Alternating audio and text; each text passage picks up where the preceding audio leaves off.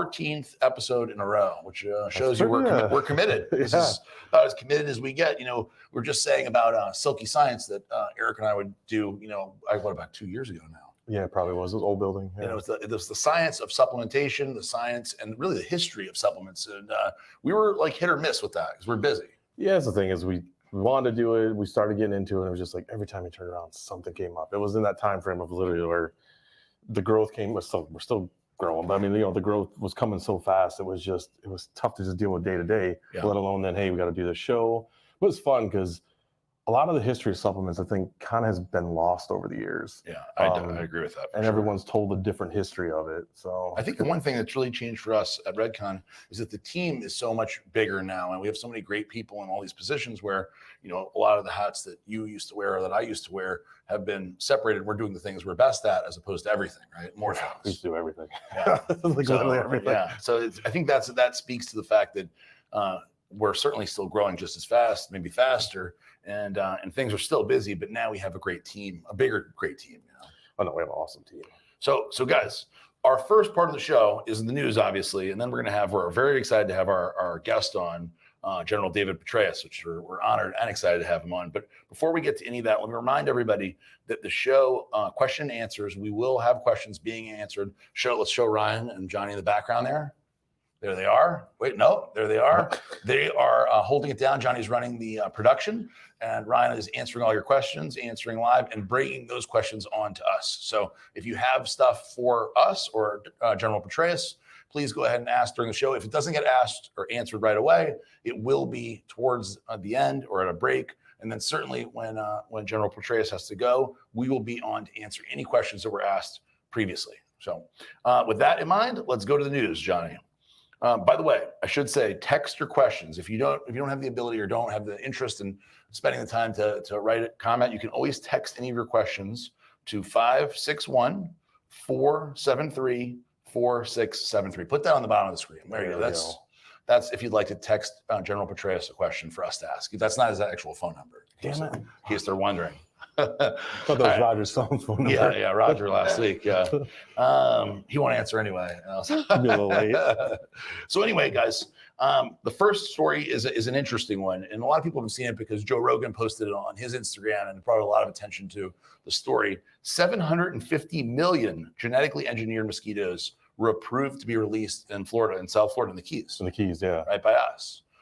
And it is a pretty weird story, and there's been controversy on the story. That's the CNN story. And in that story, they really talk a lot about the fact that this is a weird time to do they say a Jurassic Park experiment where they're spending resources right on getting them out. Well, yeah, because they're taking in modifying. It's a GMO mosquito. Yeah. So they've taken it, they've modified its DNA sequence where essentially it kills the female larva. Yeah. And then also the female larvae die off, but then also they kill their own offspring. Right.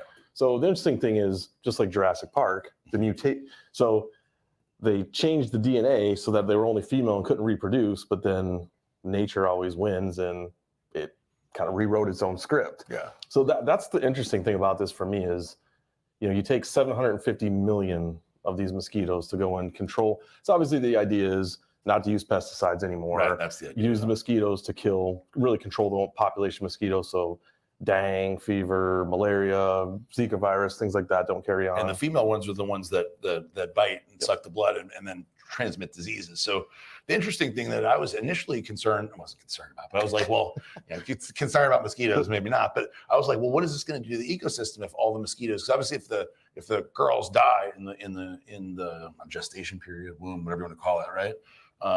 If they die, then there's nobody's going to replicate. Only guys, right?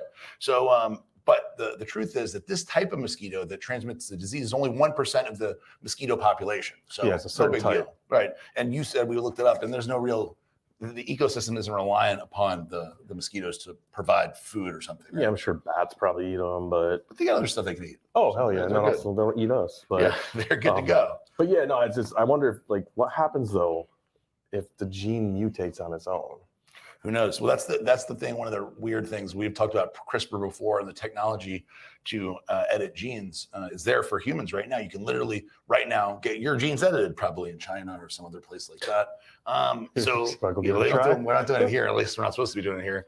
But who knows what's going on? We talk about it because of sports, right? So sports doping is a huge deal, and obviously there's ways to cheat with taking medicine. But if you can cheat with your genes by changing your genes, then it'd be very, very difficult to find out if you're doing it or what's going on, how it's happening, right? Yeah, you'd have to know what your original genetic makeup was versus current. So yeah, that's a whole different kind of testing, right? That's an answer we'll have soon, Jer. So our next story is Steve Bannon arrested for charges of fraud. This happened today, I believe, right? Yeah, it did happen on a 152-foot boat called Lady May. Lady May was owned by a Chinese billionaire who's very anti-communist Chinese billionaire. Interesting. The whole thing is interesting. This is the sixth person connected to President Trump who's been indicted. So it's been one after another. And we had last week, we had Roger Stone on, who was also one of the six, right? So it's a pretty interesting story. And if you believe what you read in the media, and I didn't read the indictment, but if you believe what you read, he basically was taking money to one of them, sounds like multiple different GoFundMe's, charities they have, and this one was to build the wall. And apparently, from what they say, allegedly, he was using that money for personal expenses along with his partner. Yeah, they generated like 25 million from that GoFundMe. Yeah, and I think it looks like each person probably spent about $1 million on personal stuff. Yeah, and who knows? So the one thing to say is you just saw the indictment, and you know that's one side of the story. I'm sure he has another side of the story. I don't know Steve Bannon. I don't know anything about the story. We're just reporting the news. But I would say, obviously, it's an indictment, which is an accusation. So we'll see how it all comes out. Obviously, if he was taking money that people are donating for one thing and using it for his own personal expenses, that's terrible, and he should be in trouble for that. And then, if that's what he did, who knows? Yeah, and like we've talked about before, this just seems like a gateway into if Trump doesn't get reelected, that Well, I know that's a concern for sure. Is that what happens to his family and him, right? And yeah, he's going to be the next on the list. That's definitely a real possibility based on what we've seen so far. Hey, Johnny, you got a picture of Mad Eye Moody from Harry Potter? Yeah, Steve always tells me. So I'm not a Harry Potter fan, but we both do have young kids, and so you have a Steve Bannon. Can we show Steve Bannon again? Side by side. It's not a very flattering comparison. But it's pretty damn close. It's pretty close. I don't know. They'll pull it up. You'll interrupt me when you're ready, okay, guys? So the rising stock market. We talk about the stock market a lot. So the reason we talk about the stock market a lot, he cut his little hair a little shorter, grease it back. It's pretty damn close. That is him. It's his brother, basically. That's his brother. It's like he had sex with Paul Giamatti, and that's what came out. So there, yes. So the stock market, the reason we talk about the stock market so much is because when COVID started happening, I got very, very interested in the stock market. And I would not say that I knew very much. Well, shit, I don't know very much about the stock market now. Because I've been wrong so many times. So I knew very little, and I had people that were experts that were handling that kind of stuff for me. But then when the stock market crash happened, COVID happened, around March 23rd, I think was the day, where I was like, holy shit, like this is of course America will always rebound. If you believe in America, if you believe in this great country, right, you know that we're going to be okay eventually, right? Whether it's in a month or two, or whether it's 1 or 2 years or a decade, like we're going to be okay. So things went down so much, and I contacted my investment guys who were basically like, hey, like we don't do that. We're not going to be aggressive with the money. We're going to be, basically defensive. That's not our strategy. And so it got me very interested in the stock market very fast. I started really becoming kind of a sponge into it, and I applied a lot of logic into basically the logical system. Yeah, that's where I really went wrong. No, fortunately, I still did okay, but I sold all my stocks long before right now, which is now we're 5% above S&P 500 is 5% above the top point before COVID. So I always thought that the stock market was directly correlated with the economy, which it isn't. No, and I mean, it's very obvious that it isn't, but I didn't know that. And I have learned that now for sure, as we continue to see it go up and up and up and up.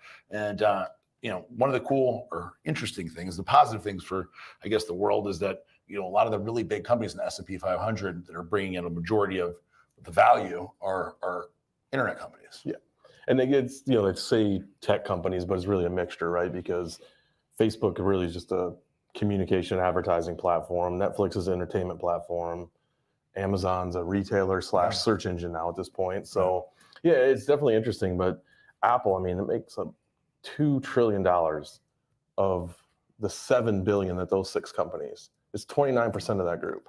It's crazy. It's fucking insane. It's absolutely crazy. It's crazy.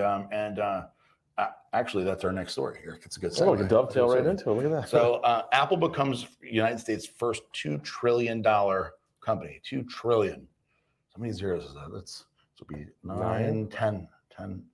Well, yeah, 9 no, zeros. No, sorry. 10, 11, 12, 13 digit company, right? Yeah. It's a billion, million, billion, trillion. Jesus. So $2 trillion company, which is so insane. And that's the market cap. So that it's, that's how they, what does it mean about companies with $2 trillion? I mean, it's all the stock on the market. It's worth $2 trillion. And the interesting thing that we talked about before, and actually with the same thing with the last story about the rising stock market, it's interesting how that goes, because you'd assume that because it's in China, you'd think there would be supply chain issues. There'd be issues with money, people having money to buy the new iPhone or the new iPad or whatever, because everything that's happening with COVID, you have lost jobs, incredible unemployment. How are these companies, continuing to, somebody like Apple, which is mostly, not all, but mostly a physical good company, they're buying, physical goods. Who's buying it right now? Are normal people, average workers in America, middle class or lower class, purchasing Apple products right now? I would assume no, but apparently they must be, though. And now here's the weirdest part of this whole story is that all of the 510 Apple stores in the whole world are closed now. And all of those employees are still getting paid, and all of those rents are still getting paid. So they're all tremendous losers. I mean, every one of those 510 stores, like the one in here in Town Center Mall in Boca, one in Manhattan is huge. The one in Manhattan is huge. insane. Who knows? I mean, what's the rent on that? Or who can even, millions and millions of dollars a month. It's got to be. $30 It's right next to million. Trump Tower. No, it's huge. It's a freestanding glass structure. I mean, who knows? So who knows what kind of money they're losing? But they obviously are doing so well financially somehow, whether it's physical products or subscription based. I don't know what the Apple, iTunes stuff. Yeah, people listening to music or buying movies. That's it right there. Yeah, it's crazy. It's crazy. What's crazy now is Apple's worth more than Aramco Saudi. Which is insane. Which is crazy. Saudi oil money. Yeah. That's like endless money, and now I think they're worth like 1.82 trillion. Yeah. And then it's unbelievable. So I mean, I love Apple products. I'm looking forward to the new iPhone, but I wonder how many normal American consumers are ready to buy a $1,000 new iPhone come I guess it'd be September. Normally I think they're pushing it to October, right, Ryan? Yes. October. Likely November. So November for the one I want, right? The Pro is November, yeah. So it is very interesting. See, this is trying to get in. With a reservation, trying to get into the Apple store. So Apple hasn't lost any popularity, and I know how popular Apple is. But the fact that they're not allowing people in the stores now, I mean, what does that do? It has to significantly reduce revenue. So amazing that these companies are doing so well. I mean, I'm happy for them. I wish I wouldn't have sold all my stock, honestly, but it is what it is. But I mean, honestly, if you were trying to reason with it, it was the smart move to make. Yeah, you just can't. You can't reason with it. And so, for a lot of people who did leave, I've seen Berkshire Hathaway, Warren Buffett, his partner Charlie Munger, they're starting to put money back in, not back into the market, into back specific things. They bought a gold mining company just this last week, bought part of it. So that's an interesting move. So I look at these people who are much more experienced that are doing stuff, and honestly, it just makes you realize how little I know. The whole thing is how. Yeah, well, or just someone else is in complete control. So. Yeah, who knows, man? Who knows? So, guys, I want to go to commercial break real quick, and when we get back, we're very excited to have General Petraeus on with us. We're going to ask him a whole bunch of questions, a large variety of subject matter, but hopefully enjoy the commercial. Pay very close attention if you're a Retcon fan to the deal this weekend, because we have people are saying they will love the hoodie. Well, guess what? It's free. I don't come with it, but just the fucking hoodie. Just the hoodie. Yeah, they wouldn't. Come on. No one wants that shit. Let's go to commercial, Johnny. A lot of money for you, Ryan. Yeah. Send us. Hey guys, what's up? So the Redcon One deal is here. When you spend $50, you get the Vice City hoodie. When you spend $80, you're gonna get a free tub of Big Noise. That's a strawberry kiwi flavor. That's a pump formula. When you spend $95, you get a choice of flavors in the MRE light protein, blueberry cobbler, or the oatmeal chocolate chip. Also, 35% off the entire store. Just use the code VICE35. Go to redcon1.com. Check it out now all weekend.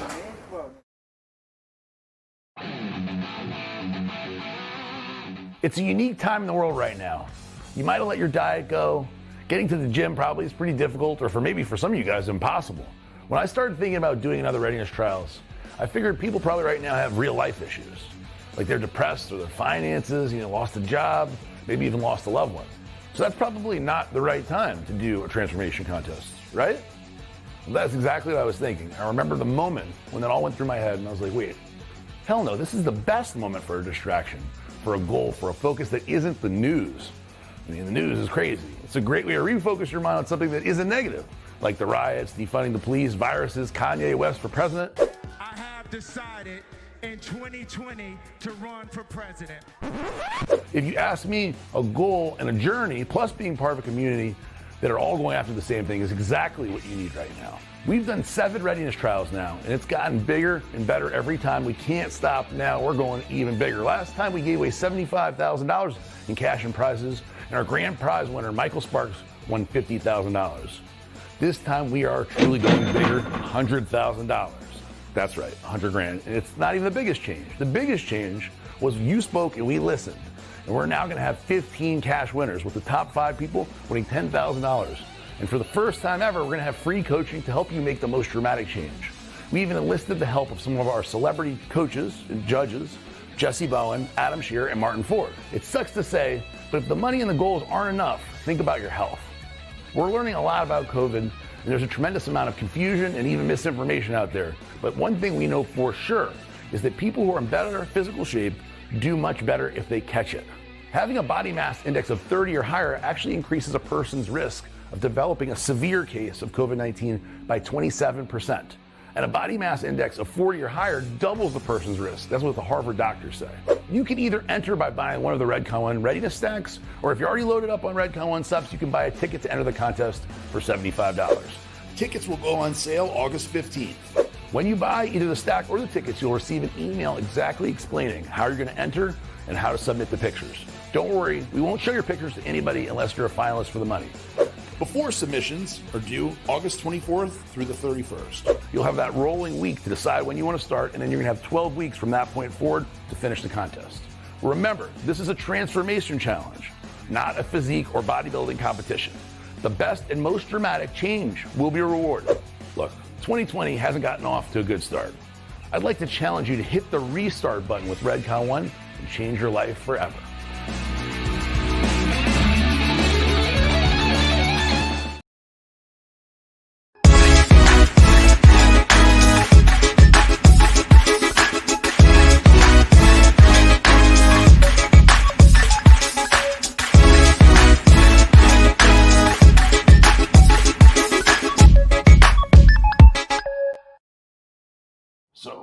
So I am very excited to welcome to the show General David Petraeus, who is among the most prominent United States military figures of the post 9/11 era, having served 37 years in the United States Army and as director of the CIA. Welcome to the show, General. Good to be with you, Aaron. Thanks. Yeah, we were very honored and excited to have you on the show. A lot of people in our Redcon 1 community were very, very excited. A lot of our military guys and girls, servicemen and women, were super excited. A lot of them actually served underneath you, who were super pumped, right? Who came on, who told us, man, we can't wait to see him on. Had 2 people today. We're like, all right. At the gym today, 2 people came up, yeah. So really, really excited. Thank you for being on the show. No, it's a pleasure. Thanks. Yeah, absolutely. So my first question is, so the day you walk into the CIA, you're now the director of the CIA, you sit down at your desk, do you get read into all of the secrets? Do they open the book of secrets for you, General, and say, here's everything? Well, they do, but you can't get everything in one day, obviously. And to be perfectly honest, I've had quite a transition period. Keep in mind that my predecessor, Leon Panetta, had already gone to the Department of Defense. He was the Secretary of Defense. So there was an acting director who was overseeing it. He was the deputy director. But during the transition period, I was going out there every day. and you're getting progressively read on to different programs. But really, it's a process that almost never stops. The most significant ones are brought to you, the most urgent ones. The ongoing operations about which you have to be informed, they're obviously laid out for you right away. Keep in mind, of course, that, I'd literally been at war for, or deployed for, I think, something like 7 of the previous 10 years. And in every one of those deployments, starting with a year in Bosnia, where I was not only a NATO 1-star, I was also the deputy commander of the clandestine joint task force that was doing the hunt for the war criminals, and then actually did the first counterterrorism operations after 9/11, even before we went into Afghanistan. And all of these involved substantial elements of the intelligence community, led primarily, of course, overseas, always, by the CIA station chief. And then, of course, I had 4 years in Iraq, a year in Afghanistan, and another year and a half plus at U.S. Central Command, which is all of the Middle East and Central and part of South Asia. In every one of these, the station chiefs and then the division leaders of these different regions were very close partners, as was the CIA director himself. Again, Leon and I would co-chair, for example, I think it was quarterly or semi-annual, we would actually get together and do a counterterrorism conference that would bring in the Joint Special Operations Command, would bring in other intelligence community organizations, and then typically the commanders of the area that were most engaged in this as well. So I've been working very, very closely with CIA officers and the CIA leadership. Now what you've got to do is get into the real nuts and bolts. And of course, I obviously had to focus on an area that was much larger than that which I had been riveted on during the previous 7 years, which was, again, the greater Middle East, and learn a bit about the rest of the world as well, what had gone on there while I'd been preoccupied out in, again, Iraq and Afghanistan and all the other places. We were very proud when I was the commander of U.S. Central Command that, we had 90% of the world's problems and 90% of the deployed special operations forces of the U.S. at that time. Yeah. I mean, you definitely came in at a extremely active time. I can only imagine being there at the CIA after your experience being actually on the ground had to be a huge benefit for you. I would imagine I don't know the history of the CIA in terms of the directors, but I think you'd be somewhat unique in terms of having that experience. No, actually, there have been a number of military officers who have directed the CIA. One of my immediate predecessors, not Leon Panetta, but before him, Michael Hayden, was a serving 4-star in that position. Part of the time he was still on active duty, then part he retired. The founder, if you will, of the forerunner of the CIA, the OSS, during World War II was led by an active duty 2-star at that time, General Donovan.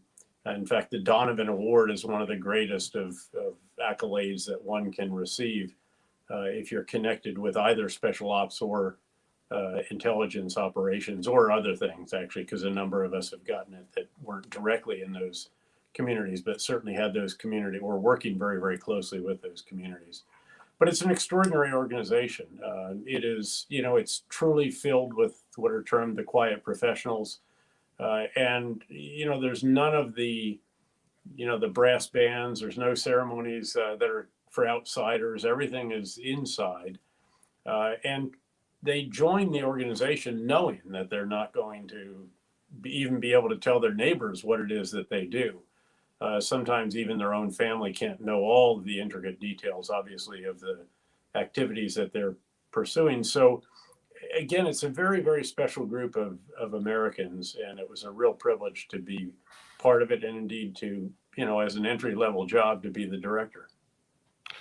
I imagine it was. So one of the things we're wondering about, so when you sit down and you hear all the things, whether you got read in over a period of time, was there anything that you were really shocked? Obviously, you can't tell us any of the things, but was there anything that you were shocked about that you were totally? Yeah, sure.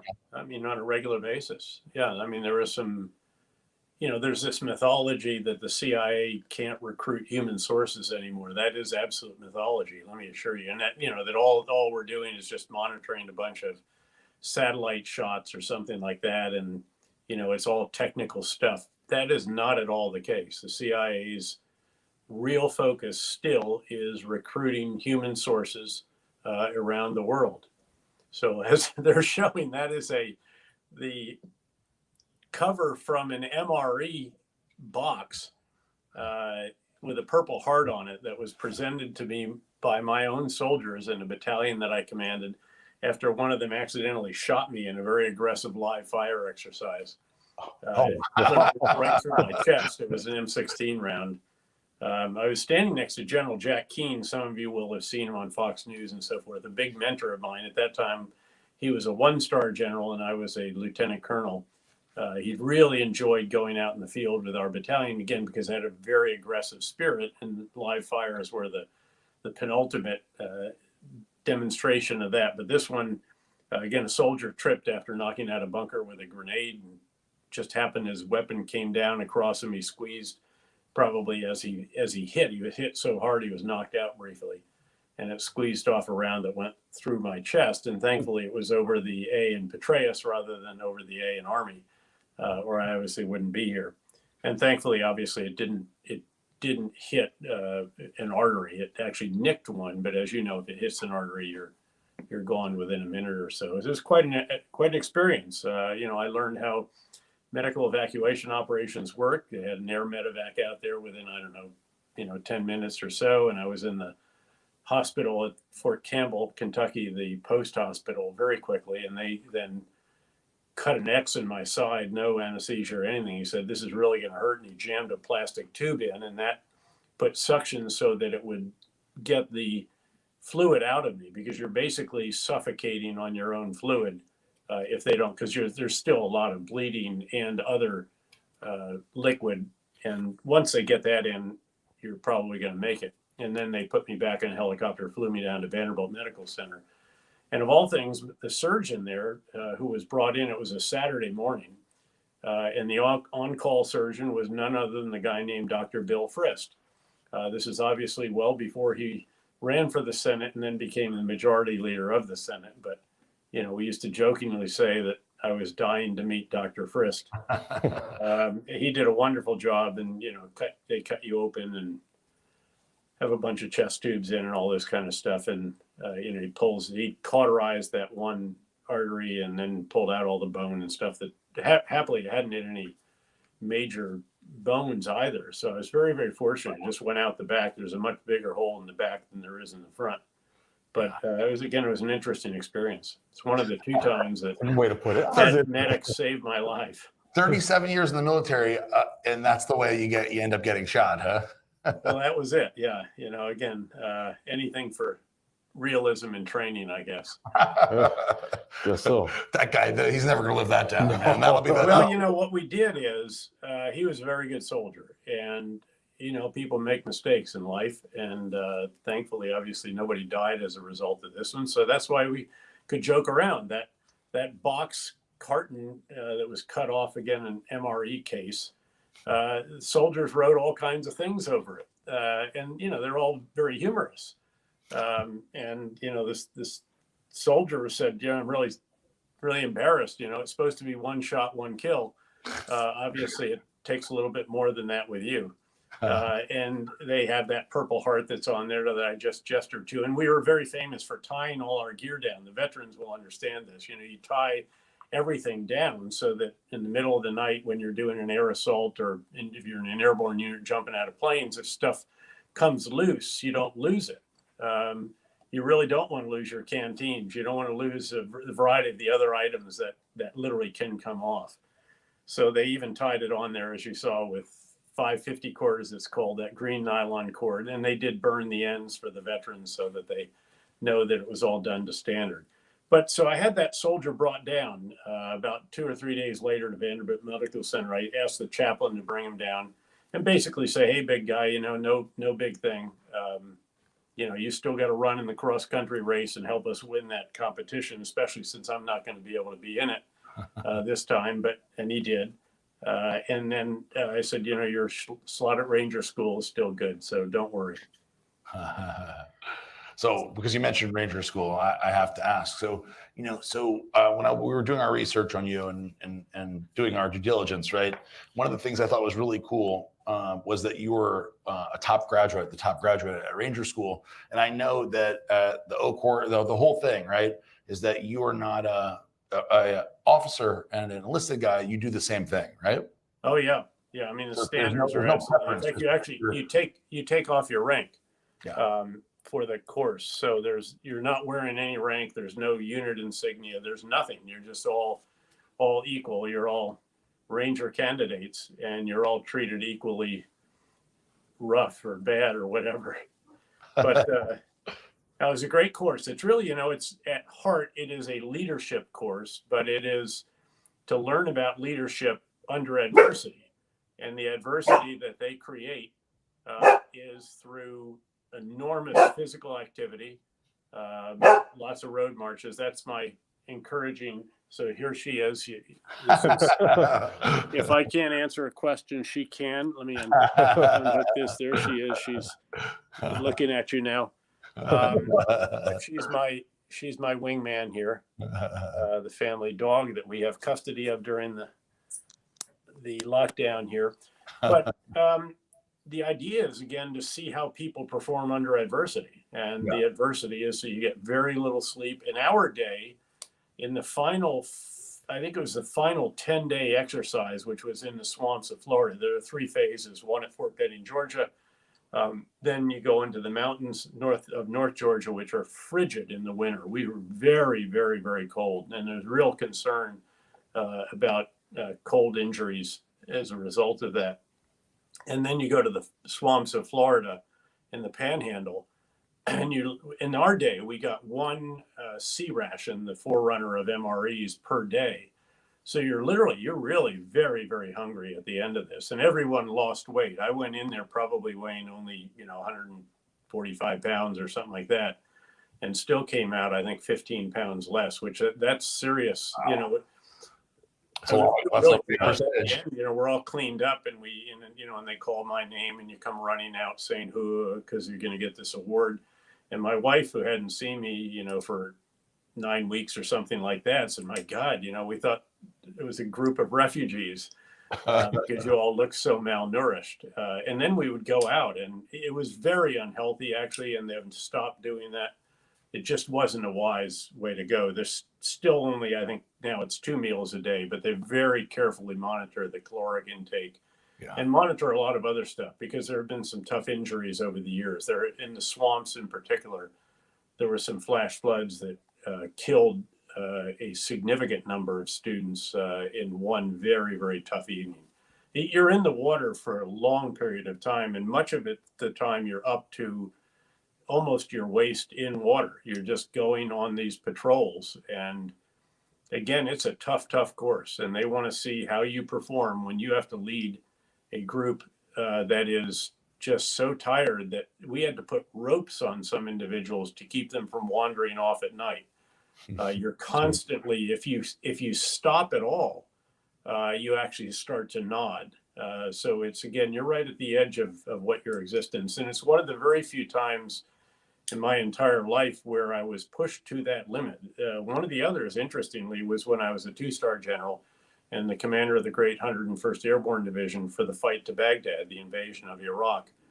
And because we had 254 helicopters, 72 of which were Apache helicopters, we were fighting at night and during the day. So it was a 24-hour operation for us. I think that's when I was a 4-star in Afghanistan, actually. So we were just so, we were pushing, and the Apaches would go out at night. And these are really dangerous operations. I mean, another unit of the same size as our Apache unit got completely shot up. The entire brigade, every single helicopter came back with bullets through it, and it grounded it for the rest of the fight to Baghdad. So again, this is significant risk, and I felt I should be, at the very least, monitoring it together with the brigade commander of that organization. But after about, 2.5 or 3 days, we reached a point where if I sat down, I would fall asleep.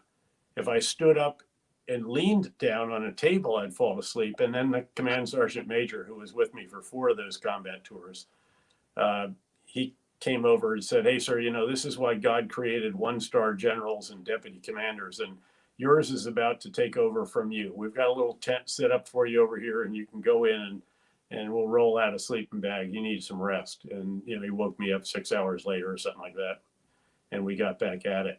But again, fatigue is a very significant issue, as you well know, and as is just muscle fatigue, with which you are very well acquainted given your activities as a bodybuilder and physical fitness focus.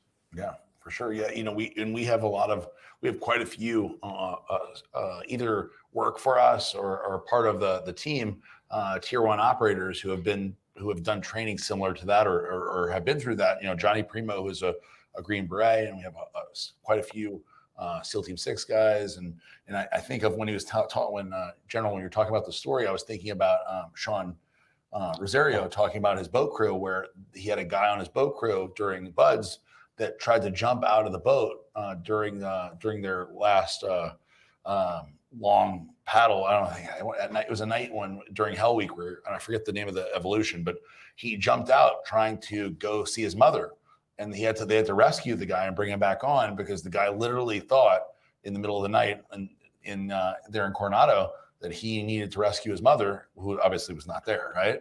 There's all kinds of strange things, these stories about people. There was a guy that we were on a patrol, and I looked around and he wasn't following me, and so I went back and got him, and he was pushing at a tree, and I said, "What are you doing, big guy?" And he said, "Oh, I'm putting money in this machine. I need some food."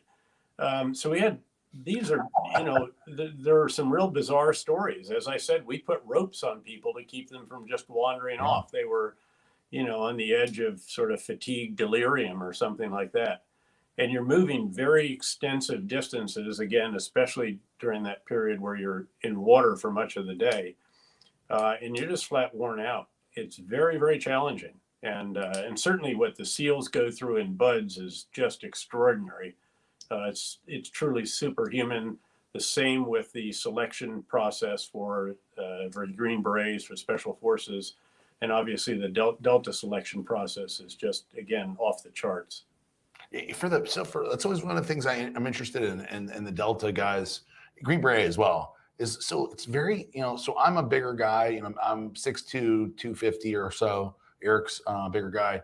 But there are guys who are that size or bigger. We have our friend Noah Steer, who buys the products, who is significantly 6'6", 300 plus.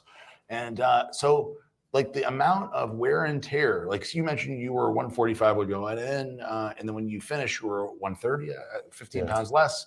So for these bigger guys, like I don't think my body could physically take a ruck march with 40-mile ruck march, right? What do you think is the difference between the guys that, because there's got to be a physicality part, even if you're mentally strong enough, you may not physically be able to do it. Well, really the tier 1 operators, as they're called, again, those that are in the very select units that are part of our standing counterterrorism force, part of the Joint Special Operations Command's well-known Delta, SEAL Team 6. The Rangers are in that grouping as well since 9/11. But in particular, again, the SEAL Team 6 and then Delta are truly extraordinary physical specimens, and they come in all sizes and shapes. In fact, in many respects, think about what the SEALs do and just the sheer amount of swimming that they do. And they are really extraordinary endurance athletes, and it's hard to be huge as an endurance athlete. Now, once they get in on the team, once you're in Delta or what have you, perhaps there's an opportunity to build up more. And certainly for ruck marching, you've got to have really sturdy legs. So it's about really being an all-around athlete. In fact, during that time that I was in Bosnia, we had a rotation of these two different organizations there. And I was quite fit in those days, and we used to have a competition. Now they wouldn't run with me, and I wouldn't swim with them, but everything was body weight. See, it's same with you. I would be delighted to compete against you in the gym any day of the week, but just our own body weight. So you've got to push that up and down, pull it up and down, all the rest of this stuff. That's what you would have to do. And candidly, that's, to my advantage. So it's often the wiry guys that have real strength in that wiry frame who are the best in those kinds of competitions. And so we would go in a gym and we'd do a rotation 3 times what I'm going to tell you, which was first just regular push-ups. And by the way, they'd do it facing me, and I would hold them down because you're going to do it at my pace, and you're going to go all the way down and you're going to lock out all the way up. Then we would have, there's a couple of different ab exercises. One would be leg spreaders. And again, they just do it with me. And the first round, I'm just feeling them out, getting a sense for them. Then we would do dips, and we try to have dip bars that face each other, which is what we ultimately would have when I was a 3-star at this Command and Staff College, for example. So again, they're doing it with you, and you're going all the way down. Then we would do, there's an ab exercise, which is odd, but you have your fingertips behind your ears, your legs are out, and you have to come up, but it's not a crunch. You have to come all the way up. It's called the Eagle Ab after the Screaming Eagles of the 101st.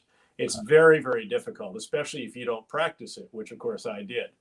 And then we would do pull-ups, and it was hands facing away. And again, dead hang, and you have to hit your Adam's apple. So there's standards have to be, because again, this is fierce competition. And then the final exercise is really, really tough. I personally think it's the toughest ab exercise known to man, which is hanging, and you bring up and just touch your shoelaces to the bar. It doesn't matter how you do it, but you touch your shoelaces, not your toes, not the heel of your shoe, not your ankles, your shoelaces, and then all the way back down to a dead hang and then back up. And try those. They are very, very challenging. And again, this is a period of my life where I've been doing this kind of routine I'm probably not going to do that very, very regularly. So that's just one set, and then we'll do it 3 times. And at the end of that, the last time is where you're trying to go see who hits muscle fatigue first. And I can tell you that the SEALs were extraordinarily, just off the charts fit. But I was reasonably fit as well at that time. And, when they would ask me how many push-ups I could do, I would usually say 1 more than you, big guy, especially if they were a big guy. So this is a little bit like challenging, a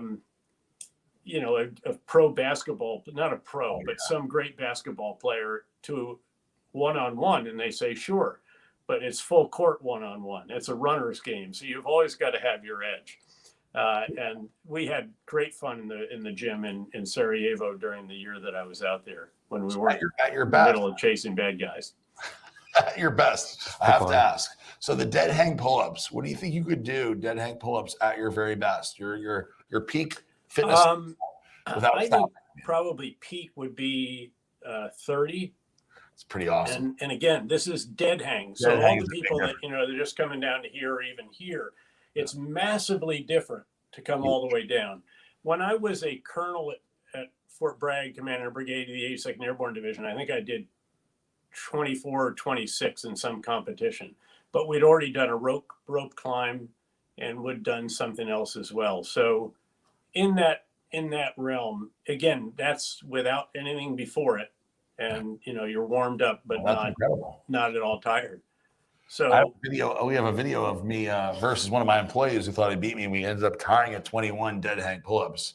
That is a lot of dead hang pull-ups. Again, the folks that don't do them to standard won't be that impressed, but which is why you always do. Again, at Fort Leavenworth, Kansas, which was the last time where I really ran competitions. This is between my 3- and 4-star tours in Iraq. We had these bars built so that you're facing each other on dips. You actually had 4 stations, so you could challenge 3 students at a time, and then the same with the bars as well. And that's the way to do it if you're competing, because you want exactly the same standard, and you'd actually just hang there for a while, because again, there's also a psychological element to this. Oh And, yeah. we did these for years. I actually did do these on occasion as a 4-star out in the region. And there was finally a Marine who beat me in Bahrain. Was the first. I'd never, ever been beaten ever on abs. Wow. Finally, because we ran these competitions for, all the way from when I was a young officer. And it's something that obviously over time, the muscle memory just conquers all. Yeah. So anyway, but I don't know how we got off on all this stuff. No, it's actually perfect for Well, us. for us, it's very interesting, right? Oh, of course, that's right. Yeah. Look, I get it. I think it's a really cool way to. I mean, I'm sure you thought about this, in the beginning, but it's a great way to interact with your guys, You right? are exactly right. So all the way through full colonel. So when I was a brigade commander, even there at the 82nd Airborne Division, where we had a brigade combat team of about 3,500 paratroopers, I was the grader. So, and I had to compete every time. And during the cycles, when we would be doing these competitions, we might do 3 of these a week.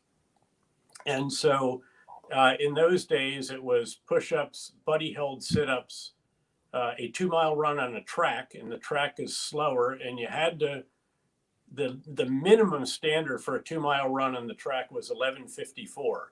You had to do 82 push-ups, 92 sit-ups. These are the minimums, and you actually had to do more than the minimums to add up the points.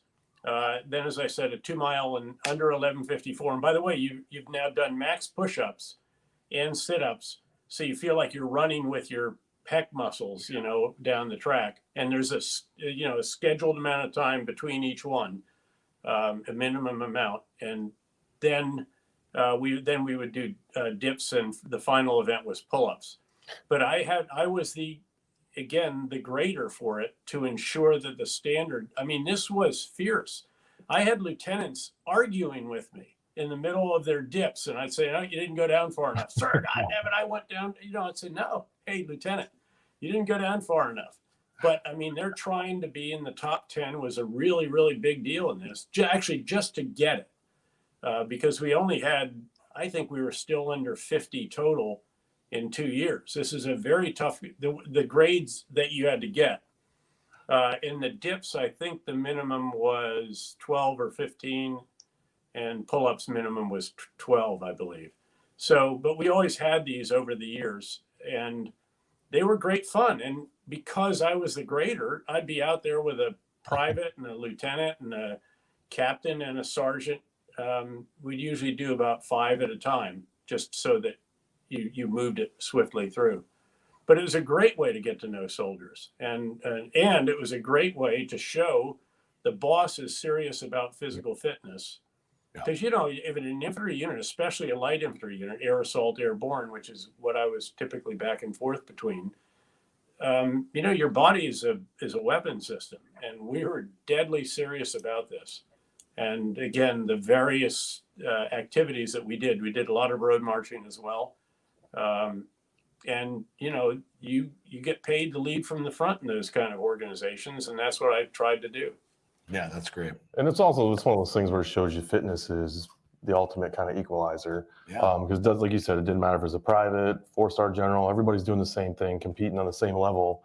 And that's the great thing we always talked about with the bodybuilding world. It doesn't matter what your background is, religion, race. Nobody cares. It's just who's ever No, the best. it's a great point. I also used to say they used to give age points. So, if you're in the 18 to 21, that was that standard of 82, 92, and 11:54, and then pull-ups and dips. I said, guys, this age stuff, this is nonsense. The enemy is not looking over his rifle at you saying, wait a second, is this guy in the 36 to 40 category, in which case I give him one more step before I pull the trigger, or is he 18-21, in which case this is. So again, there was some logic. There is logic to why that existed. But again, it didn't pass muster at the end of the day when you're in the battlefield. And that was really the issue. So, but we were very, very serious about that stuff. And the units in which I was privileged to serve took this, again, very, very seriously. We also believe that life is a competitive endeavor. and just embrace it. You don't get a t-shirt just for showing up. You don't get a trophy just for being there. You get it if you are in the top whatever. Yeah. We had competitions for everything. And they always ended with a ruck run, whether it was an infantry squad or a mortar squad or a reconnaissance team or sniper squad or whatever it was. That was, and we would all, the leaders would all be standing there cheering them on at the end and would pin medals on them right then and there. So the reward was obvious right at that point. And again, that's how you build a culture of people that are fiercely competitive, but knowing that you're not just competing to be the best individual, you're also competing to be the best team player. Yeah. And that manifests itself in a variety of different ways. When we were doing the fight to Baghdad, there were 3 U.S. Army divisions. You had the 82nd Airborne Division, had a brigade of paratroopers. They were both mostly sitting in Kuwait initially waiting. They wanted to jump on Baghdad International Airport. You had the 101st Airborne Division with 20,000 soldiers and, as I said, 254 helicopters. We wanted to air assault on Baghdad International Airport. That was going to be our rendezvous with destiny, the words that mean a lot to the Screaming Eagles. And then you had the 3rd Infantry Division mechanized, which was the Abrams M1 tanks and Bradley fighting vehicles. It also had a smaller aviation component. And we then ended up supporting them with our Apaches. The truth is, and they wanted to, thunder run to Baghdad International Airport. And a few days into that battle, I realized that they were the ones who were best trained, equipped. They'd spent months out in the desert. They'd been rotating through the Kuwait desert 6 months at a time for something like 2 or 3 years. They were really extraordinary. And I said, guys, we are going to, anything that commander asked for, we're going to give it to him. And so he called up. Martin 6 was his call sign. Mine was Eagle 6. He asked if we had any 155 millimeter howitzer ammunition because they were running low. I said, yeah, I'm not just going to give you the ammunition. I'll give you the unit because it'll get it to you faster. He called up and asked for an infantry battalion. We only had 9 of them. And I gave him the battalion, in fact, that I had commanded when I was in the 101st Airborne Division as a lieutenant colonel when I got shot. I realized that our contribution to that fight, most significant, would be to support them, follow and support. They were blowing by these big cities of 500,000-600,000 people, and we're following them. And I said, we need to go into these cities and clear them and get them off our lines of communication. And that's what we did. And that's the kind of dust that we encountered, as you can see there. Really extraordinary. We had crashes because of that dust. Now that's an infantry soldier, and that's the uniform that we had in the very beginning, the desert camouflage uniform. That is very familiar stuff. And now you can see why the soldier's body is a weapon system and why you've got to be fit to do this. 100%. So you mentioned winners and losers, and I think for both Eric and I, who have young kids, that's a big thing that both of us instill, and it's almost an unpopular thing these days, where everybody is supposed to get a trophy for participating, and everybody needs to be equal, and it should all be, everybody can be congratulated for even trying. But I'm a very big believer here with my kids, but also here in the office, we have competitions, and there are losers and winners, and hopefully the losers get inspired by the fact that they lost. I know how I am. I've lost many, many things. Exactly. Yeah. I've won, but I get inspired, right, to push to be a winner one day. Now, there was a most inspirational company commander I ever saw was a guy named Fred Johnson, who ultimately was a full colonel, deputy commander of a Stryker brigade during the surge in Iraq. And he'd served in Afghanistan as well. Really extraordinary officer. And he'd walk into the office and he'd say, sir, winners win stuff. And I say, Fred, that is very profound. And it really was. I mean, winners do win stuff. They don't just show up and participate. Now, don't get me wrong. I think participation is key. I think, and again, you have to understand what your kids are capable of. And, it took a long time actually for our son to show that he had physical ability. He was a computer guy, went to MIT, then he joins ROTC, and he's on the ground fighting in Afghanistan as a rifle platoon leader when I was the 4-star. and ultimately went back many times, several times more with the Ranger Regiment, Special Operations, and now doing a JD MBA at Harvard. But again, it took, now as a mountain climber, he's run marathons. I think he ran his first one in, I think it was under 3:15 or 3:10. And again, quite an extraordinary endurance athlete. But that was not coming out certainly not in elementary school and high school. No, and ultimately, right? I mean, not everybody is, but no, even if they're not, not, I mean, what you really want to do is you want to create a culture and an environment that brings out the best in every person, knowing that, again, we all are going to have limitations. Again, I could take every product that you have and hang out in the gym all day, and I don't think I would ever actually look like you, partly because I'd still be cycling or running, but which sort of counteracts the whole effort. Yeah. But again, no, you just have to realize what we're trying to do is help, that old Army recruiting slogan, be all that you can be. Yeah. We want to just create an environment in which people can be all that they can be. And always trying, obviously, to achieve their absolute utmost potential. Yeah, I think there's something to be said about healthy competition. It's not to beat anybody down, but it's, in the office, like Aaron and I, we still sell. We're not on the sales team, but we still sell because we try to set a marker for the sales. Sure. Always have to keep chasing us because I call it maybe cockiness on my part, but I'm going to be like, no, I'm always going to be number one. And it's just like, I want one of these guys to beat one of us one day. Yeah. That's what you hope, is you foster that kind of fire that they want to keep excelling, exactly. Pick up the skills. Absolutely. Like General did here with the dips and the push-ups, and he says like, hey, I'd say you want a shot at the title, big guy.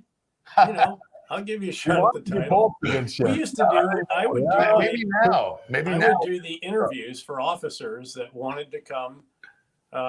When I was a brigade commander in the 82nd Airborne Division, there were a lot of majors on Fort Bragg, on that huge post, the home of the Airborne and Special Ops. They all want to be in a brigade and then really in a battalion, because that's the key qualifying position they have to fill to be qualified to move on and hopefully for them to command a battalion. And so they would, they'd ring up my adjutant or somebody and say, hey, I'd like to interview with your boss to come down to the 1st Brigade of the 82nd. And my adjutant or I would say, yeah, sure, come on down, come on down in PT gear.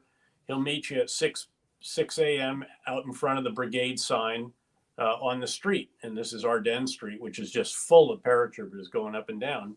And we would have a PT session, and the individual had to meet minimums. I wouldn't run slower than 4 miles in 34 minutes was the minimum. But if you wanted to go faster, bring it on. Let's see what you got. And certainly, at a certain point in time, age does slow you down a bit. But, even after I got shot that time, and then I had fractured my pelvis in a free fall accident as well. Medic saved me again. And that was much worse actually in terms of recovery. I was on crutches for something like 5 months or so. But within a year and a half of that, still ran a 63:40, I think it was, Army 10 miler at the age of, I don't know, I was a 2-star general by then. So again, at that point, obviously those guys they have much faster wheels at some point than you do. But it doesn't mean you can't still get out there and try to be, again, all that you can be. Yeah, that's great. That's awesome. Yeah, I wouldn't want to run against you, but maybe the dead hang pull-ups. I'm ready for that one whenever you're in Boca. You be careful what you ask for. That's the only one. One more than you, big guy. I'm pulling up a heck of a lot less than you are. You're right. You have an advantage. So if I win, then no deadlift, no bench press, nothing with weights. So one of the things you mentioned is equality, and so when guys go through the Ranger School or anything, one of the big things, because I visited Bud's recently, Coronado, and I got a tour of the facility, which is really cool, and I got to see the O course and the whole thing. And one of the things that the gentleman who showed me around, who gave us the tour, who is the Bud's instructor, talked a little bit about females in that situation. And you know, when you talk about equality, right? That's one of the things that's and this is a little bit of a controversial Look, the biggest of the big ideas when it comes to that stuff is very, very clear. One standard for all. Yes. And as long as you adhere to that, I don't think anyone can argue. So it's interesting that you mentioned this, because one of my aides, he was a captain when I was a 1-star and then a 2-star. He was with me in Bosnia and then in the 101st Airborne Division for the first half of the first year in Iraq. He ultimately, his final job, he commanded, by the way, 2 more times. He also commanded my own battalion in the 101st when we were both in Afghanistan together. And that was not coincidental. That's a great battalion. He was a great battalion commander. His brigade command was the Ranger Training Brigade, the Airborne and Ranger Training Brigade. And he was the one, together with his command sergeant major, who oversaw the first females going through. And the big idea was the exact same standard, even when it came to shaving their heads, which all students do. You know, you get sort of the ultimate buzz cut. It's not quite shave, but, and so he went, that was the standard. And every standard they have made sense, if you see what I mean. There's a reason why you need to do, I forget what it was, 8 pull-ups and then it was, I don't know, 40 some odd push-ups, this kind of stuff. There were rationales for all of this. It made sense. And again, if you want to be a ranger, you do exactly the same. Everyone does. And by the way, it's the same for, there's no age points there either. We had a command sergeant major who went through when I was commanding the 1st Brigade of the 82nd. One of our battalion sergeants major went and did an extraordinary job. At one point, again, because they don't have any rank on, one of his fellow ranger students said, you know, God, you act just like a sergeant major. And he didn't respond, but of course he was one. I think he was an honor graduate. I went down to his graduation ceremony. So again, if it's one standard, you can't argue with that. And the Marines have done that very effectively with their infantry officer course. The SEALs have done this. There have been 1 or 2 women, I think, that have gotten a certain way through. Buds is so demanding, though. I think that the accumulation, if you look at buds, I think that's one that is difficult. We had women in these competitions that I ran, and again, these were competitions that only the top, I don't know, maybe 1% of a very fit force. So you're already a paratrooper in the 82nd, you know, and only 1% of them could even qualify of the males. We didn't have any women initially in that brigade. Years later, when we had women, we could not actually find a woman who could meet the male standards for that. Because again, this is a 1%. Ranger school is very, very demanding, but it wasn't as demanding as our competition was. And that's where you have challenges. And again, there's certain physiological differences that, again, the accumulated pounding and so forth, I think, of buds in particular, is very challenging. There are certainly, again, extraordinary world-class, obviously, endurance athletes that can do that. But there are very, very few of them that I know of in the military. You literally have to be almost a professional, I think, to meet the kind of standard that they have. Yeah, and I think that's kind of our point of view here too, is just it's whoever's the best, you know, if you can meet the standard for the job, it doesn't matter who you are, but you have to meet the standard. And for you, being in combat where lives are on the line, you wouldn't want to adjust the scale for someone based on religion, whatever it is, because then if they can't meet the demand, someone dies. So you know, by the way, when this was all under consideration, I was very much an advocate of, again, one standard. Now, when it comes to being in different skills, you should have actually different physical standards. I mean, if you're in an artillery unit where you're having to pick up, let's say, 105 howitzer shells and, you know, move them around, figure out what a logical standard is for how much you would have to do that in a row, and that should be your standard. But by the way, the men have to meet that then too. And the truth was that they did not all meet it. And so really this whole exercise of allowing women to go into every different skill, and including special operations, was a good exercise in determining, okay, what really is the standard and why?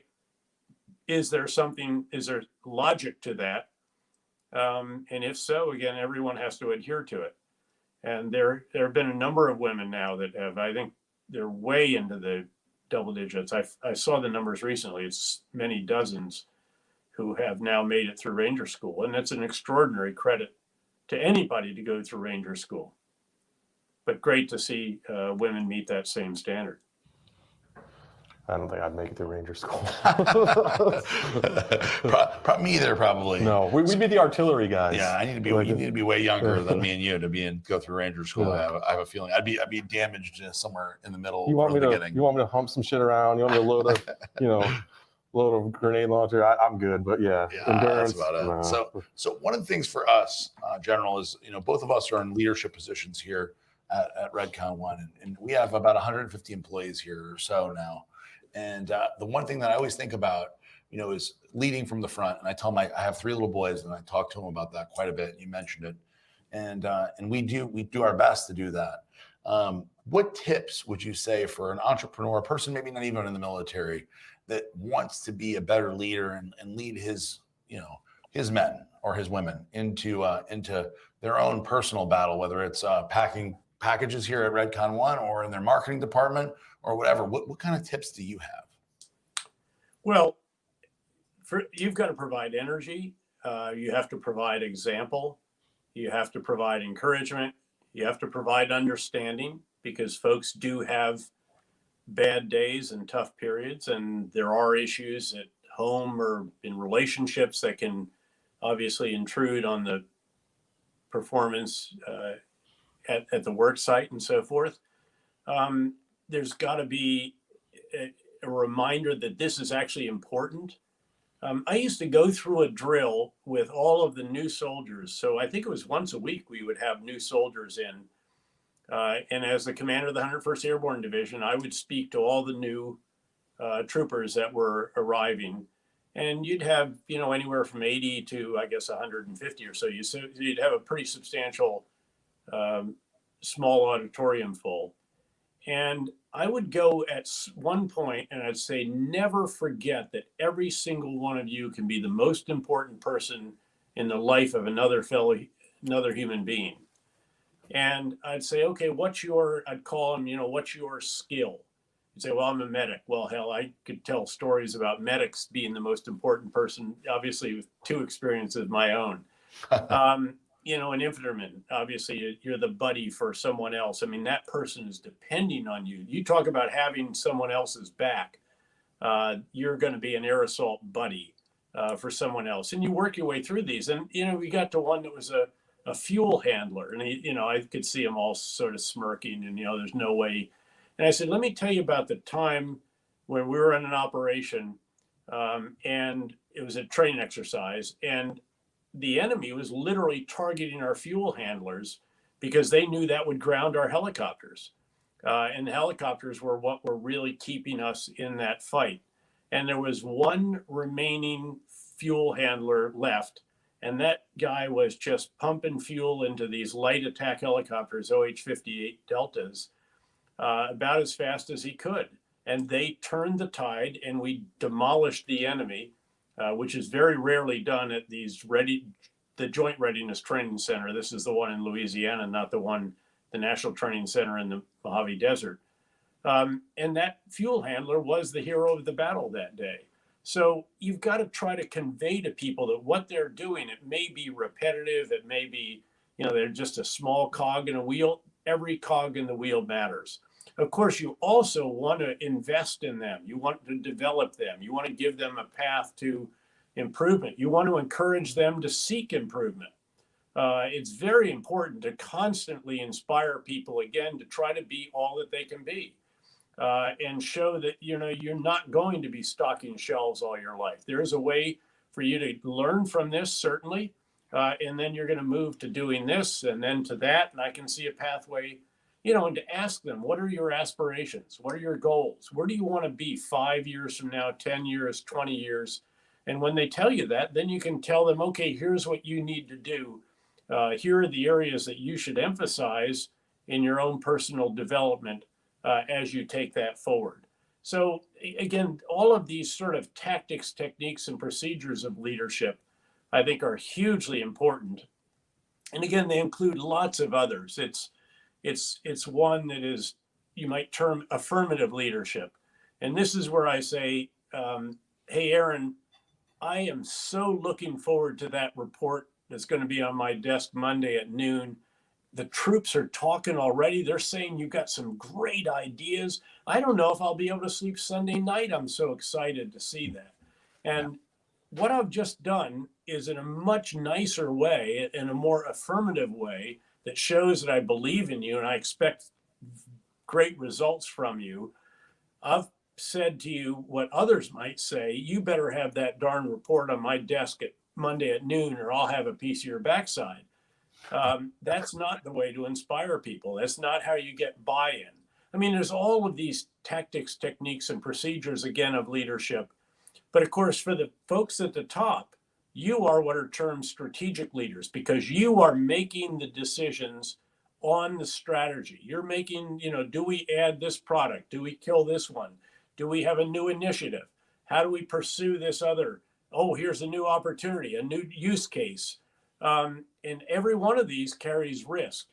And so a strategic leader like you has to get 4 tasks right. Most importantly, you have to get the big ideas right. Second, you've got to communicate the big ideas through the breadth and depth of the organization. Third, you have to oversee the implementation of the big ideas, and you just have to drive the campaign. And this is where all these other ideas, again, that I was just talking about, plus hiring, firing, rewarding, encouraging, everything else. And then there's a 4th task that is often overlooked, as it was by Kodak, which had over 2,000 patents on digital photography, but didn't make the change from film to digital fast enough. So the 4th one is, you have to determine how to refine the big ideas and do it again and again and again. Let me illustrate this. In the surge in Iraq, the surge that mattered most wasn't the surge of ideas, it wasn't the surge of forces, which is what everyone knows the surge as, the 25,000 additional men and women in uniform, US, that we got. It was a surge of ideas. It was a change in strategy from pulling out of the neighborhoods and handing off to Iraqi forces that can no longer handle the level of violence, to going back into the neighborhoods, because the only way you can secure the people is by living with them. That was a huge idea. And that's what we did. And we had to fight for these locations, 77 additional locations just in the Baghdad area alone. A number of others that, you can't kill or capture your way out of an industrial strength insurgency. You have to reconcile with some of them, and a host of others. But then you have to communicate that through the breadth and depth of the organization. They all have to understand my intent. I actually wrote counterinsurgency guidance that I distributed, and I'd hit the send key on that every month or two when there was some significant change during the 19 and a half months that I was privileged to command that particular endeavor. And then you have to oversee the implementation of the big ideas. This is the metrics. Are we winning or losing? It's, pushing hard. It's working with your counterparts, the Iraqis, all the coalition, the leaders above you, the leaders below you. I mean, the leaders below us questioned the idea of reconciliation with some of the bad guys because they had our blood on their hands, and they were right. But I said, look, we again can't kill or capture our way out of this thing. We have to take as many of the rank and file away from the leaders of the Sunni insurgents, and then we're going to relentlessly go after the irreconcilables even more with these very special mission unit organizations that I was speaking about before. General McChrystal and then Admiral McRaven amped up the pressure on that just amazingly. And so, again, you have to push this stuff, though. And I had to push Washington. I had to push, again, the Pentagon and all the rest of that. And Secretary Gates and Admiral Mullen, incredible supporters. And at the end of the day, we had the president behind us. The president had gone all in on the surge, and he was absolutely there with us. 1 hour a week he would devote to this, starting at 7:30 in the morning on a Monday morning with his entire national security team. If you want to show emphasis to your workforce, if you will, the U.S. government, you make the first meeting of the week that. And he would have a video conference with the Ambassador Ryan Crocker, phenomenal diplomat, and me, and he'd go immediately out to us and say, how's it going? What can we do for you? Tell us about this or that. And would have a conversation for an hour. He was a lot of other updates that he got during the week, of course, as well. But that set the tone for the week. And then at least once a month, I would sit down with all the lessons learned chiefs. We had, 6 or more of these. Each was led by a colonel from the Army, Marine Corps, Special Ops, my counterinsurgency center, other places, and would sit down and determine how do we need to refine the big ideas. Plus, I'd do it weekly with the plans teams and with others to actually force yourself to confront reality and realize that, again, some of your big ideas need some refinement. Sometimes you literally have to leave some by the side of the road and pick up some other ones. But that's how strategic leaders operate. And you know what I'm talking about, because even though you only have 100 or 150 people, and I had maybe, I had 165,000 American men and women in uniform, was a privilege. And then tens of thousands of coalition, and then probably 170,000 contractors. You're still a strategic leader. And you're distinguished by having to get that first task right above all, which is, again, the essence of getting the big ideas right. Think about this at Netflix. Reed Hastings, one of the greatest strategic leaders in the world today, up there with Jack Ma of Alibaba, Jeff Bezos of Amazon. And he's literally reinvented Netflix 4 times. So the first time was, of course, the beginning. They said, we're going to get movies in the hands of customers without brick and mortar, the way that Blockbuster does it, and we're going to undersell them. So that's the big idea, communicate it, oversee it down here. How do we refine it? 2 years later, doing great, but some others are catching on now. And by the way, Blockbuster's going out of business. There's 2 left now, by the way. I think Big Bend, Oregon, and someplace in Alaska that refuses to let it die. So they get down here, what do we do now? Well, he said, broadband speeds are fast enough. Let's have them download movies now. So that's the new big idea, communicate it, oversee it. I'm simplifying this. Yeah. And he's starting to go global in here as well, and a few other big decisions. But that's the essence of it. Third big idea, because now everybody's having them download, said, let's do our own content. $100 million on House of Cards alone, Breaking Bad, all these other iconic series. So that's a new big idea, communicates it, oversees it, gets down here. Well, what are we going to do now? Because now everybody else is producing content as well. And they said, well, let's go into the big movie production business. Let's buy a couple of movie houses. Some of them are struggling. Yeah, it's just extraordinary, the growth that they have enjoyed and that they've achieved, really. This is not enjoying. They've built this. And he's thought it through. I've discussed, by the way, this intellectual construct for strategic leadership. And he does each of these, maybe not by the same name, but in particular, sitting down and determining how to refine the big ideas, forcing yourself with all of your leaders and so forth. His 4th big idea was, we're going to do blockbuster movies. And you may remember the very first one, it was the one about General McChrystal in Afghanistan. And, he had Brad Pitt play him. I think even Brad Pitt would acknowledge that perhaps it wasn't the greatest of his movies. It made General McChrystal out to be wooden, which he's not. He has a great sense of humor, actually. And all the rest of that. And besides, I was devastated that Brad Pitt didn't hold out to play me in that movie. But I've never been able to stay awake long enough to actually see it, to the point where there's the cameo appearance by the Australian actor who was in Gladiator, was the one who played me ultimately. But again, that is strategic leadership. There you go. You guys are fast. Your team is on its game. They better be. That is serious, serious stuff. But anyway, you get the idea. And again, strategic leaders, in the private sector in particular, I've developed this enormous respect for those who found a business, who start something, a startup, and then actually carry it all the way through and scale it the way that you all are doing. And you know the struggles with that. And there's days when you think it's going down, then there's catastrophic changes in the environment. You have a pandemic. How will that affect you? How do you respond to that? How do you market if you can't actually go out and, knock on doors of places that are selling it? How do you get into e-tail? All of these are issues that obviously you have figured out how to deal with. And again, that is the essence of strategic leadership. But it has all these other components that I mentioned, the tactics, techniques, and so forth, that every leader should seek to practice. But that additional one about getting the big ideas right, which, by the way, is not something, no one of us is smarter than all of us together. It really should be something that is inclusive. You should try to involve people as much as you can. It should be transparent. It generally has to be iterative because, I've never found the right tree to sit under to get hit on the head by Newton's apple fully formed. If I find a tree to sit under, I get hit on the head by a seed of a big idea, and then you have to shape it into reality of a big idea. And again, that's only done iteratively and with everybody contributing to it is best. I agree 100%. I mean, that's one thing.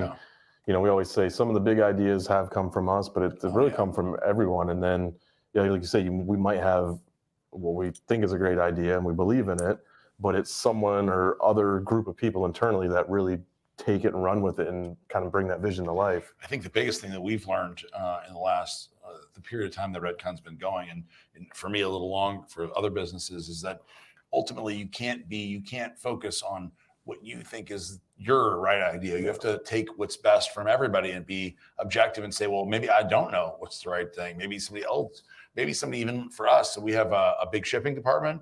We have a big marketing department. We have a video team. We have et cetera, et cetera. And a lot of times the best ideas don't come from me and Eric. They come from somebody that maybe isn't not in marketing at all. It could be somebody. Well, else. and see, this is why consider that you have to have a culture of learning.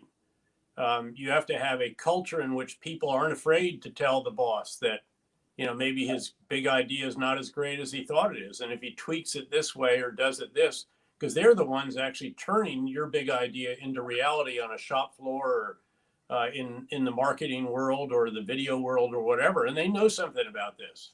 Yeah. And again, of course, the other idea is that you want them involved anyway. Right.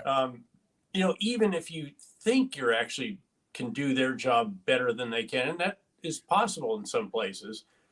There was a truly brilliant U.S. Army commander who I think would go into the conference room and he'd look at this guy and say, he's the operations officer. I can do his job better than he can. He probably can. He was one before he was the commander. I can do the supply guy's job. I can do the personnel. But he would never admit to himself that he couldn't do all of their jobs plus his job at the same time better than him and all of them pitching in together. And even if he could, he didn't acknowledge the impact on morale and how they'd all feel if this guy is micromanaging them, not allowing the latitude, and in many cases doing their job for them. So it's really crucial, again, that you have this climate, this culture where people feel free to speak up, recognizing that at a certain point in time, strategic leaders do have to make decisions, and then everybody does generally have to, march to the beat of the same drum, at least until proven otherwise. Yeah. So, General, I have a few more questions. How are you looking on time? I don't want to press you for too much time. You've already given a lot. I got another 10 minutes. Perfect. All right, Okay, perfect. Sir. So we're going to move through these pretty fast. And I because you said it, I have to ask House of Cards. I really love the series. 1 to 10, 10 being awesome, very accurate, 1 being ridiculous, terrible. What do you think? Awesome in the first season or two. Yeah. And there's a certain point at which it started getting just so sort of ridiculous. It's a little bit like Homeland. I was actually watching the first season of Homeland until then, as a CIA director. And Homeland is so intense. And then it had all these things. I've experienced some of this.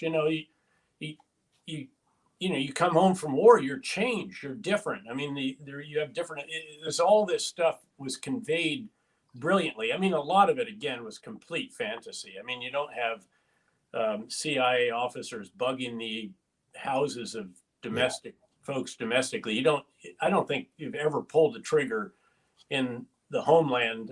If it did, it would be a huge issue because, of course, number one, the FBI has primacy for anything in the United States. It's well known that there are CIA folks that are in helping out in various municipalities and doing a variety of tasks in these joint counterterrorism task forces and so forth. But they're not running around the streets having shoot 'em ups every week the way you did with Homeland. But it was so intense that nonetheless, I thought it was really, really good. The problem was that, again, you sort of run out of that after a year or two. And again, it just kept getting more and more fanciful to the point that it was so bizarre, so beyond the pale that you just no longer can watch it. So again, that's the challenge, I think, for it. This is not unlike, a phenomenal sports team that figures out how to be number one. And then how do you do it again? You can't just keep calling the same plays. You've got to have new varieties. And obviously you have personnel changes, there are injuries, all the rest of this stuff. That's a challenge in the entertainment business as well. Yeah, no, obviously, to say that I don't have the same experience would be a tremendous understatement as you. But I feel that as a fan and as a voracious reader of books in general, that a lot of these series like Homeland, which we're seeing now, it's like they're based on some really awesome stuff, and then when it gets too successful, they go, oh, well, we don't have a whole lot left, so we'll make some stuff up now, right? Yeah. Well, there is that. Again, there's a great Israeli series, the name of which escapes me right now, but it's built on, again, a combination of special ops and intelligence. And it's extraordinary. Really, really, really good. But again, this one individual has sort of every possible experience that anybody could have in the course of the first season alone. So, what do you do for an encore? They actually strung it out really at a really, really high level for 2 seasons. It gets more challenging after that, needless to say. Yeah, of course. So, should we go? I got one for him. Oh, go ahead. So, being the former head of the CIA, I know you can't really tell us, but tell us about Roswell. Are aliens out there? Well, you may have seen it. I assume you covered it as a news flash, that the Pentagon reportedly has an office exploring this particular phenomenon. So I obviously can't talk about what goes on at Roswell and what good care and feeding we provide to the aliens who are out there. That's awesome. So one thing that before we get to the actual questions from the listeners, and we'll go as fast as we can. The one thing that I'm curious about is a lot of people that we've talked to, mostly in the special operations community, especially naval special warfare, say that they know that they wanted to do what they're doing from a very young age. Did you know, General, that this is something that you were passionate about, that you wanted to do from a very, very young age, or is this? Not really. I think the reason I went to West Point was, first of all, I grew up in the next town north of West Point on the Hudson River, so 7 miles from the U.S. Military Academy, right around Storm King Mountain. And over time in high school, I just started to admire people who were products of West Point. We had a lot of retired senior officers. Over half of my newspaper route customers were either retired West Pointers or actually still serving and so forth. I saw there's a prep school there for students that were trying to go to West Point. And I was just very impressed by all of them. And the more that I did have contact with them, then our ski team used their ski slopes. So we got to know their ski racers. I was a soccer team. We won our championship in high school. We played down there.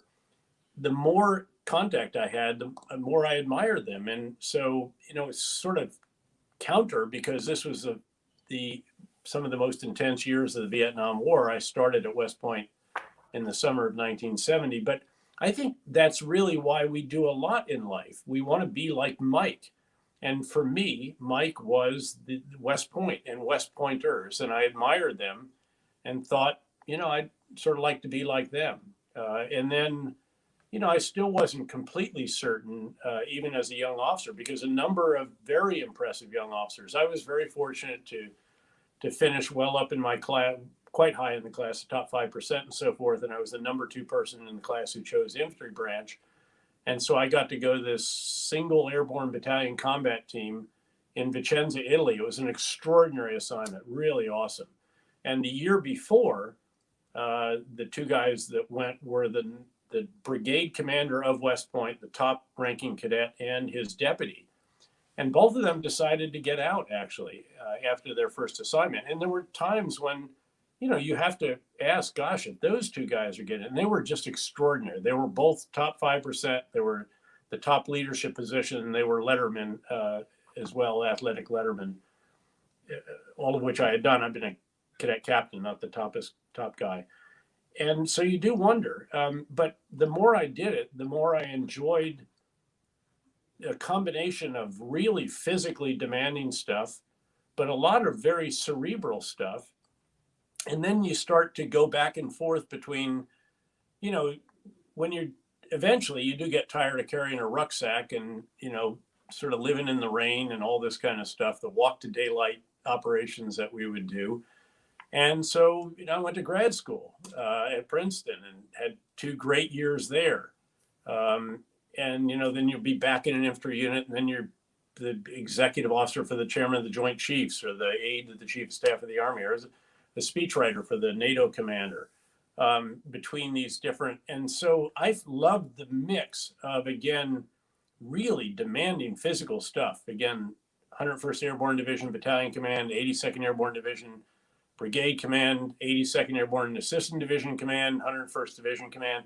So you're in these great units, having started in the spectacular airborne unit as a young lieutenant, where we'd go jump with the French and the Brits and the Germans and all that stuff, and they'd all lead us astray, of course. And then you do these other very demanding intellectual endeavors, and that's really, I think, the essence of what makes that special. So I was, again, extraordinarily fortunate, and you end up being. I mean, there are a lot of folks that will say, and rightly, Petraeus was lucky to be commander of the surge when he was. And there is a lot to that, but there's also something to that adage that luck is what happens when preparation meets opportunity.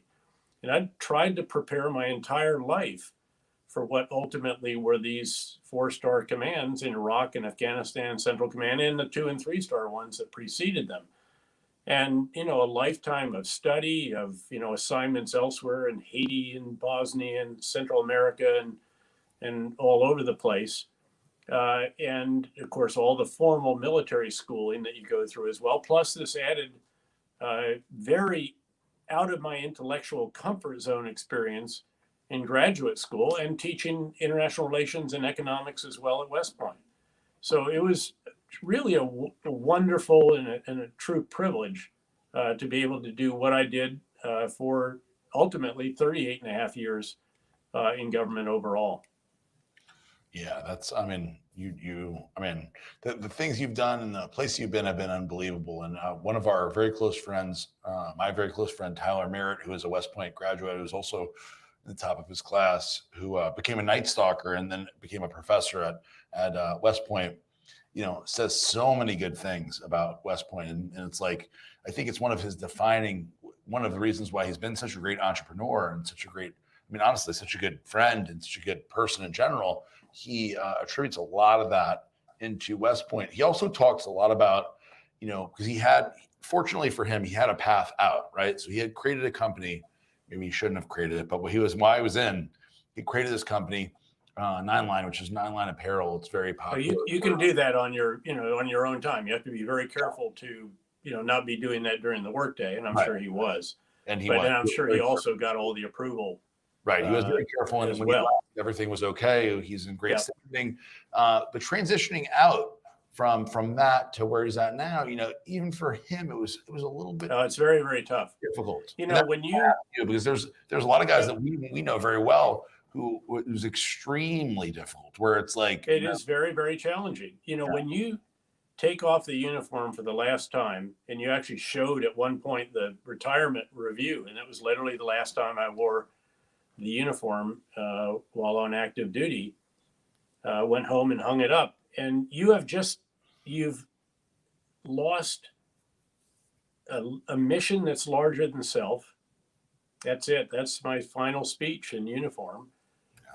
You have sort of lost a degree of identity. I mean, if you look at that uniform and you can read the career, my entire career is on those ribbons, those badges, those unit insignias. I mean, it tells you who you are, where you come from, what you did, how long. I mean, even on the right sleeve, every one of those bars is for 6 months in combat. Wow. And I think I had, I don't know, 11 or so of them. I mean, it almost goes up around the edge of my arm, as you can see. And, these are big deals. And you take that off, and now you're just wearing a suit. And you lose the community. So, everybody in the post 9/11 force in particular raised his or her right hand and took an oath at a time of war, knowing that he or she would end up deploying to combat. And many of them in the very intense periods, that's our son, by the way, right there, I think, in the most intense periods, we're going a year in combat, a year back, a year in combat, and on and on. So again, it was really an extraordinary group of people. There's another moment. One of the most memorable moments of all was on the 4th of July, 2008, when I was the commander in Baghdad.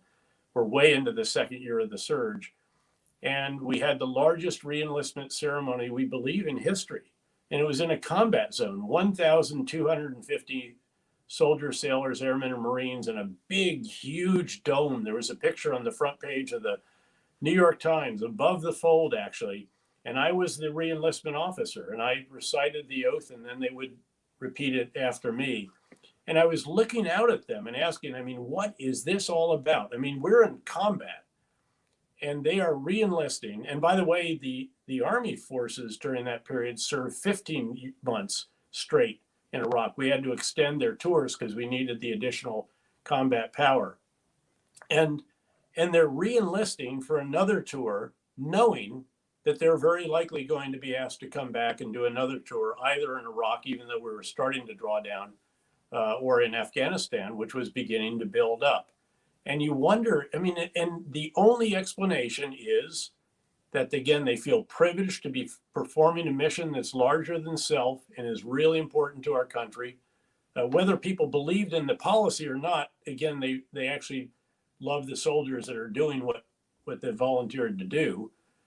They feel privileged to do it with others who feel the same way. And they do appreciate the fact that Americans at home, again, regardless of their views on the policy, really feel grateful to those who have served at a time of war and to their families as well. So it's quite a special experience. And again, you take it off for that final time, and it's not a surprise that folks struggle. And I had, you all go through issues. And, when people ask me, so what can we do for our veterans? My answer is always, don't just provide them a job, provide them a career, at least an opportunity for a career. And there's a big difference between a job and a career. A job is, you're just doing this, you're guarding that parking lot for the rest of your life. A career is what we were talking about earlier. You're going to start here, but now we're going to invest in you. We're going to educate and train. We're going to mentor you.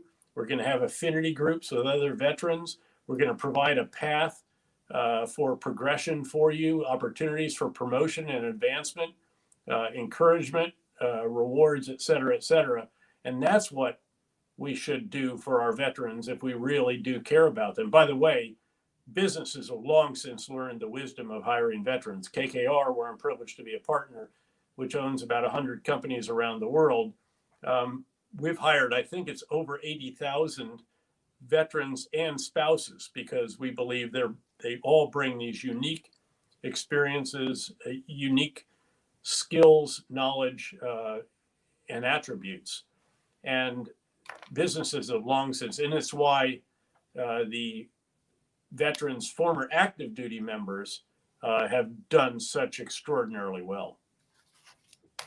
Yeah, General. We That's probably have to get just to one last question, I'm afraid, Aaron. Then I'm okay. gonna One have last to question. Let's go. rejoin the family dog. Do it. I and totally understand. Thank you need for, some for all attention. the time you've given us, General. I really appreciate it.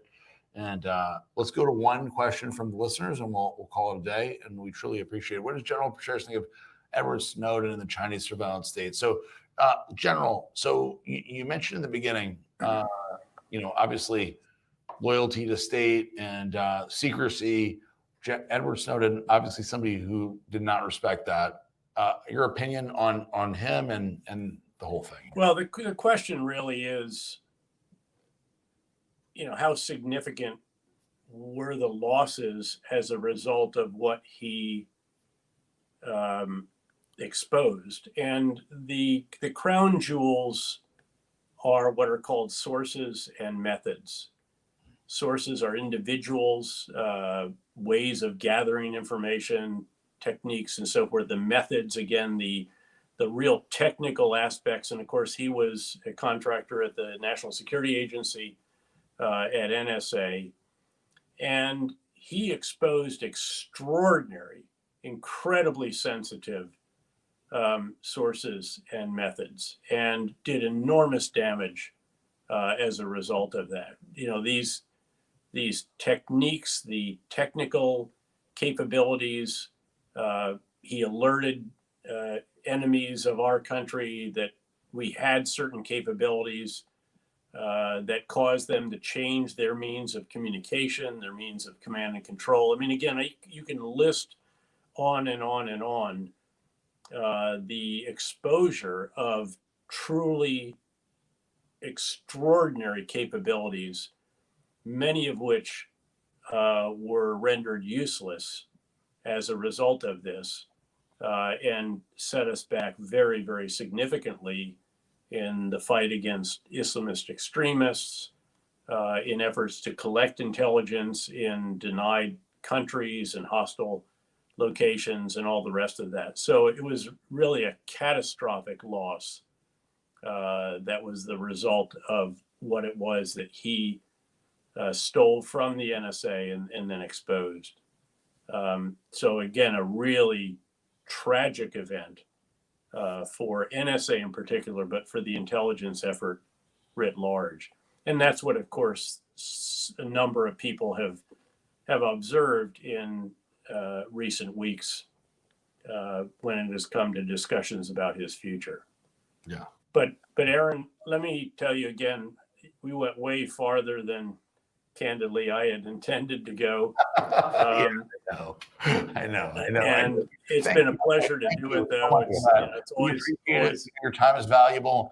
no, it's always wonderful to talk to fellow competitive human beings. And again, I'd spend a little more time on the bar before I think you want to challenge me. But when you get a really, really good night's sleep sometime and give yourself a rest day and try to catch me on an off day. Come on to Boca. We'll see how it goes. Okay, for you, General. I'll give you a shot at the title.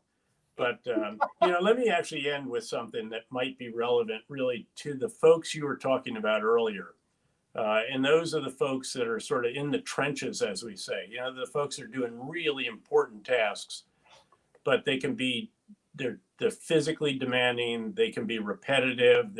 It's just constant mountains of stuff that they're dealing with. And, what you've got to do is understand that all of us actually, even you all, do experience what's termed the Groundhog Day syndrome. Even the commander of the surge at a certain point in time, I'd get up in the morning and I'd say, oh man, you look at the calendar, I get more congressional visitors that are going to, be all over me. I've got to call the Pentagon. I have to deal with the host nation leadership. We're going to take tough casualties. There's going to be explosions.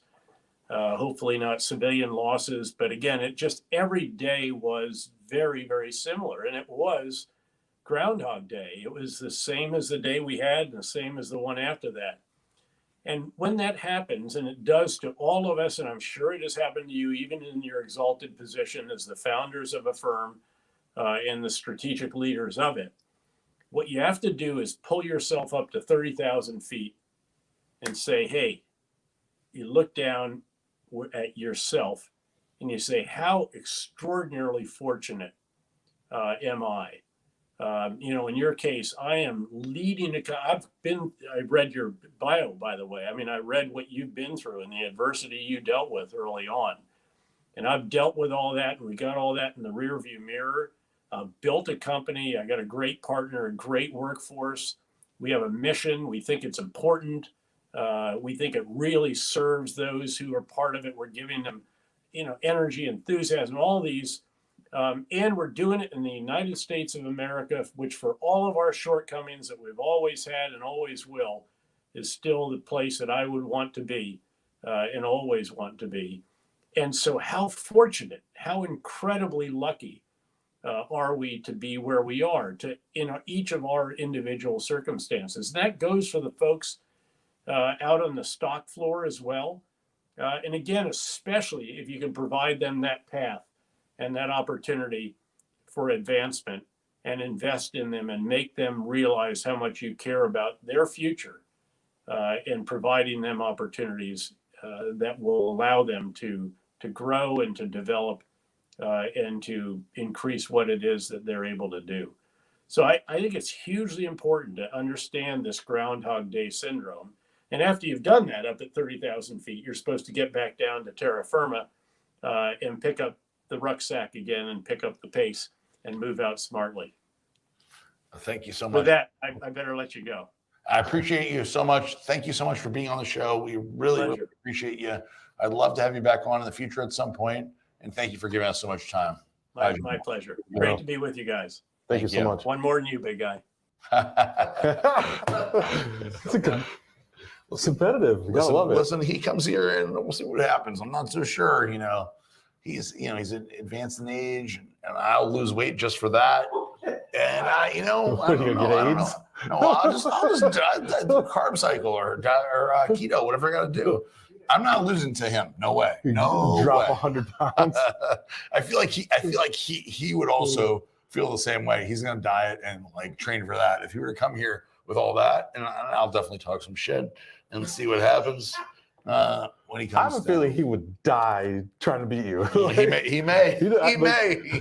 Yeah, I don't see him backing down. So no, I don't either. But you know what? That was awesome. He was fantastic. I'm just mad he wouldn't tell me about Roswell. But he was kind of like, yeah, he didn't say no. He didn't say no. He was like, aliens. Yeah, I mean, I got two for you guys. yeah. Okay. Go ahead, Ryan. Don't tell me they're from you. That would be Okay. weird. Come on, go, Ryan. Go. You should read it out loud, Ryan. Read it. You read it. So talking about the stacks for the readiness trials, basically asking when will MRE RTD slated to be here? What are we talking? Sometime in September. So it's a weird thing, and we've been talking about this and thinking about this for a year plus. So what's going on with the RTD, the MRE RTD, is that it's happening in September. Now, Eric would be able to tell you much more than me, and it's like this thing is committed, 100% committed for September, right? 100%. Should get the date tomorrow. Okay, 100% in September, but because of how it works with these type of things, they can't say this day yet, right? Next month, probably so. This month, they're like, hey, it's going to be this month, and they're going to figure it out. They're going to push it in. Oh, look, this is where we're at. There's the cooling tunnels. Good job, Johnny. Look at him. Yeah, and the thing is too is Show the rest of Johnny when he talks. Nobody wants to see him. Yeah, nobody does. Seriously, like not even my own mother. Me and him. This is more interesting. But so the thing is, when you get into this world of these 500 ml Tetra Paks, think of all the different products in the grocery store that are in these. People don't realize that there's so many. Broth, soup, kids' milk, you name it. Like juice. Yeah. So if you really walk down the aisles in a store, there is so much that are in these Tetra Paks. So Redcon's no longer competing with the Glanbia, the Optimums of the world, or Dymatize. We're now competing against Kellogg, Nestle. You know, when I say competing for line time, so you know what we had to do essentially was we ran one pilot run in Denton, Texas, that cost us a good chunk of money. Which I see right now. Yep, this is the very first one, and then when we found a co-packer who said, okay, yeah, we're willing to at least entertain this idea. Yeah, bet on us, literally. So we had to pay to run another pilot run. And it wasn't until they physically tried the final product and said, holy shit, this is completely different. We feel that you guys are going to do really well. Then they said, okay, we'll work with you. So it's much, much different. It's like, you know, we want to come out with a new pre-workout. We knock out a formula on paper. We give it to her. Look how fat I was. You look way different here. Yeah, holy Jesus. Shit. I look like I could be playing Santa Claus. Was that recently, though? That was December. Holy shit. Yeah, look how fat I was. A fat fuck. I was pregnant. Holy shit, it's super crazy. 60 pounds heavier, for God's sake. That's your brother, your big brother. Yeah, it's kind of embarrassing. Especially like our corporate video is the one that pissed me off, that got me to lose weight. But we have to do it again. We still have all the words. We can do it again.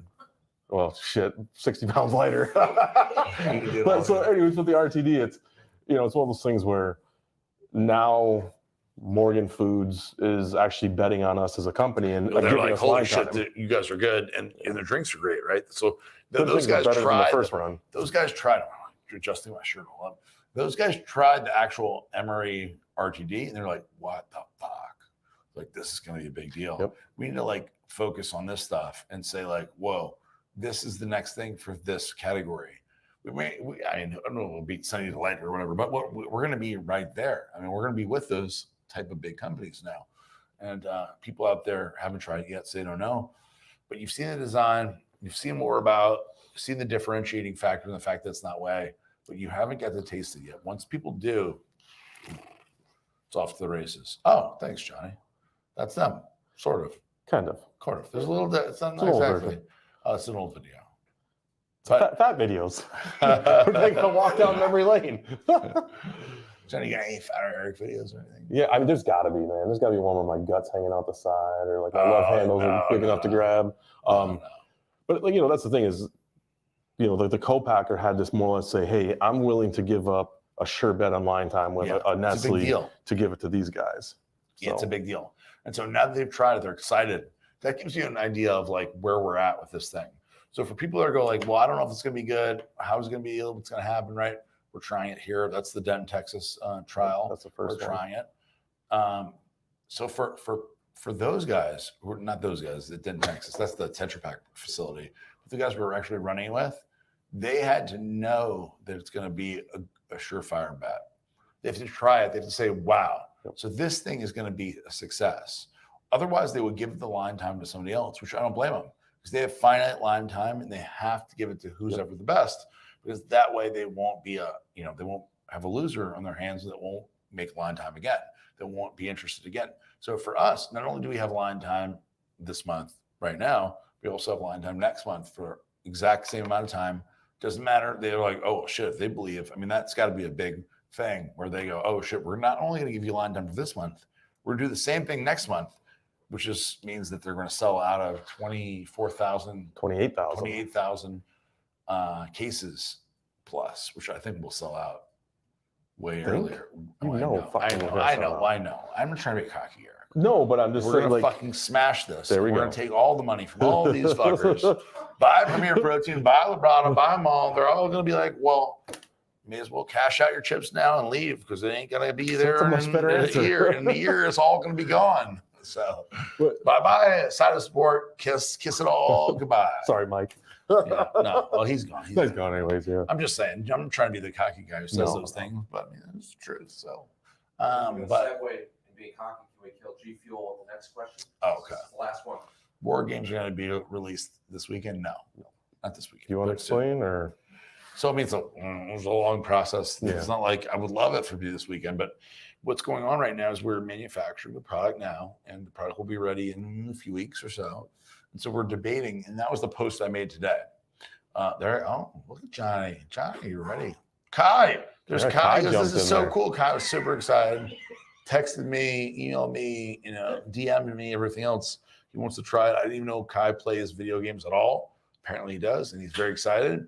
So there's 3 flavors of War Games, which is our pre-gaming formula, our enhanced gaming formula. It's way better than anything else on the market, no question. It has a much better formula thanks to Silky Tube Eric Hart.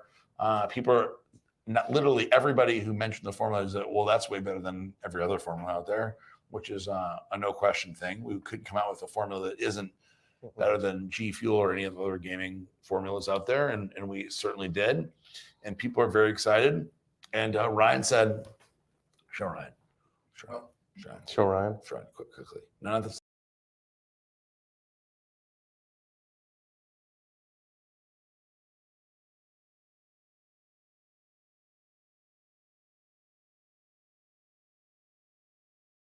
That's what he said. They love it. But he was I'm not sure what that was. way wrong based on the group we have now on my Instagram, who basically consistently, do you have that still, Johnny? All day long says 10 out of 10. We want it. We want it now, including Kai Green, everybody else. They say we want it. 1,233 people, but about how many comments are on this thing saying 10 out of 10, Johnny? Can you show how many comments are? Can you go back and like see? No, go press Aaron Singerman, press my name. Or no, and then press the picture again. Let's see how many comments are. Oh, 227 comments. 200 of them are saying, look at these guys. They're all saying unbelievable, badass, 10 out of 10, time to return to the war zone. They're all saying. So I would say it's pretty reasonable to think that this product will be out this month. I think so. This month. But yeah. I guarantee you it will sell extremely fast. Yeah. Well, people, so when we've done it twice because we've been planning this product for a little while. And people got excited like 3 or 4 months ago. And then we obviously had COVID and all this other nonsense, right? Well, this bullshit we're dealing with. But we've talked about it in our meeting, which is called the town hall, which all the employees were at. So make sure that they know that they're part of the bigger picture for us. And whenever we say the word War Games, they go, people go crazy. Everybody goes crazy. And so for me, I've never played video games since I was like a teenager until recently. Yeah, so now it's like you and I will go play right now, probably. Yeah, maybe once we're done. My wife's probably asleep. Your guys asleep. Probably gonna beat you at some games. I got. Not only do we have one in her theater room upstairs on the 3rd floor, but we also have one in my office, so I can actually beat you. Or probably, honestly, probably lose. Probably. Depends on how much we've been drinking. Yeah, but probably lose anyway. Honestly, you play way more than me. I've just learned. I never played a video game for like 10 plus years, honestly. Maybe more than that. I play with the kids mainly. You play a little more than me. So my hand-to-eye coordination is not so good. But when I take War Games and you don't, I beat you every fucking time. I embarrass you. So War Games for me, it's like I'm like, oh, what's that button? And then all of a sudden War Games is like, the hand-eye coordination. Kill everyone. Honestly, that's not true. But if it was true, it'd be awesome. So Johnny's showing us the Emery Light RGD. That's so the right one. They're so fucking cool, man. JP, Nicole. Now the thing, yeah, JP, Nicole, they knocked it out. Ivan, Enrique. These guys are so good at what they do. We have a great team here, man. That would not be possible if it wasn't for those guys. Even like the War Games, that's all holographic. It's it's all these different substrates. Yeah, even the neckband on it's a holographic. So yeah, you got people who are just creative, great with design. So you get we have a whole team of people. Like in my past, I had like one guy I worked with that was this interesting combination of being really creative but really surgical. Where our whole team is like that. I mean, we have such a great team. Yeah. So we have a very, I mean, not just an amazing team, so General Petraeus said you want people who are bought in, right? That believe in the mission. And so in life, it's very difficult to get people to believe in the mission because the mission is obtuse. It's not something that people can understand. In the military, it's more succinct, where you know, like, hey, missions to kill the terrorists, missions to kill these bad guys, missions to save America, whatever it is, right? It's very clear what the mission is. When you're in Iraq, the mission is to free the country, to liberate the people, get rid of Saddam Hussein, etc. Right? That's what he was working on. He'd obviously do a better explanation than me, but that's what his mission was to some degree or another, right? Smaller or larger. Kai has his own mission, which is indistinguishable from life in general. But he is wearing the right kind of shirt, and I love that. And I love Kai also. Kai and Adam are the best. But so for General Petraeus, he had a very distinguished mission For most businesses, nobody knows what it is. Nobody knows. They have no conception of what we're trying to do. Whereas for us at Redcon, people do know and they understand, and then they push for that. They'll stay late at work and come in early and do what they have to do at home. And that's a very unique and distinct thing that doesn't exist in the world in general, with the exception of some of the military units, right? Mostly companies, people go, oh, it's 5, see ya, and they leave, and they go, somebody's calling me at 7. I'm not answering that shit. I'm at home. I'm relaxed now, and that's okay too. But that's not the kind of culture we foster here. And if somebody doesn't answer my call at 7 on a Saturday over and over again, I'm probably not gonna be here long, because that's not the kind of company culture we want, and I won't accept that. Neither would you. No, and the thing is, like he said it earlier, there's a difference between a job and a career. Yes. There are people that this is a job, and that's the way it's going to be. But I would say, if I were to bet, the majority of the people here really view it as a career. Yeah. Like take Zach, who was going to go back into the military, and was like, no, okay, I have a career chance now. Yeah. So, that's the thing. I really feel like the majority of the staff really view it as a career. And happy birthday and congratulations. Got married today. Got married and had his birthday today on the same day. And Eric brings up, we'll end it on this story, which I've told many, many, many times. I love the story of Taylor Schnars, who's Taylor was packing boxes when we started. Basically, there you go. Happy birthday. You keep running that. Spelled his name right. Yeah. Happy birthday. How about happy birthday and congratulations on getting married? So not only did he have his birthday, but he got married, and there's a little girl right there. That's the 2 rings on each finger. So there you go. That kid doesn't look like him. Hopefully it'll be more as he goes. But yes, she's a very pretty girl. I get to hold her the other day, which is awesome. She's adorable. She's adorable, and she's tiny, which I haven't had a tiny one in a while. So don't be getting any ideas. I do have a lot of ideas, Eric. So I'm gonna call Darielle right now for you. So anyway, so with Taylor was a packer. He packed boxes. He came in the very, very beginning. I don't think it was one of the very first. No, he was like the second wave of warehouse staff. And Taylor did a good job. And then Taylor did a great job. And then Taylor impressed people. And then Taylor moved up. And he moved from $12 an hour to where he's at now, which is great, like an unbelievable amount of money for a 25-year-old. He's probably in the 1/10 of 1% for 25-year-olds. There is with his Corvette, a dream car, me and Eric, and a dream car and Eric and Taylor. And so I always tell people when they come in, and so and then the reason I really bring this up right now is because General Petraeus mentioned where you have to show somebody where's their path, right? So Taylor's the path of a lot of people that work for us. Maybe not in the packing, warehouse position, but in general. So the in life, right? You have to push.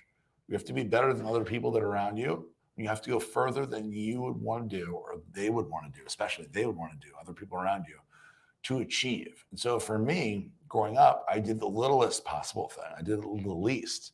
So I didn't want to get fired, although I did many, many, many times. I've been fired more times than most people had jobs in their life because I did the least. I tried to do the least possible thing I could do. And then the flip side happened, and I did the most that I could possibly do. And man, was it rewarding. And so for Taylor, doing the most, he didn't do the most like for somebody making $100,000 a year. He did the most for somebody making $100,000 a year, making $12 a year. $12 a year. $12 an hour. $12 a year. Yeah. He was slave labor. But he would have anyway, honestly. He would have anyway. And that's really what separated him, because he didn't just do his job. He did much more than his job over and over and over. He'd literally be promoted. He'd do more. He'd be promoted. He'd do more. And that is the reason why Taylor's in his position. He is the, I don't know how many people, 65, 70 people underneath him. He's got the most people underneath him. And he took over a portion of my job. He has a very important position.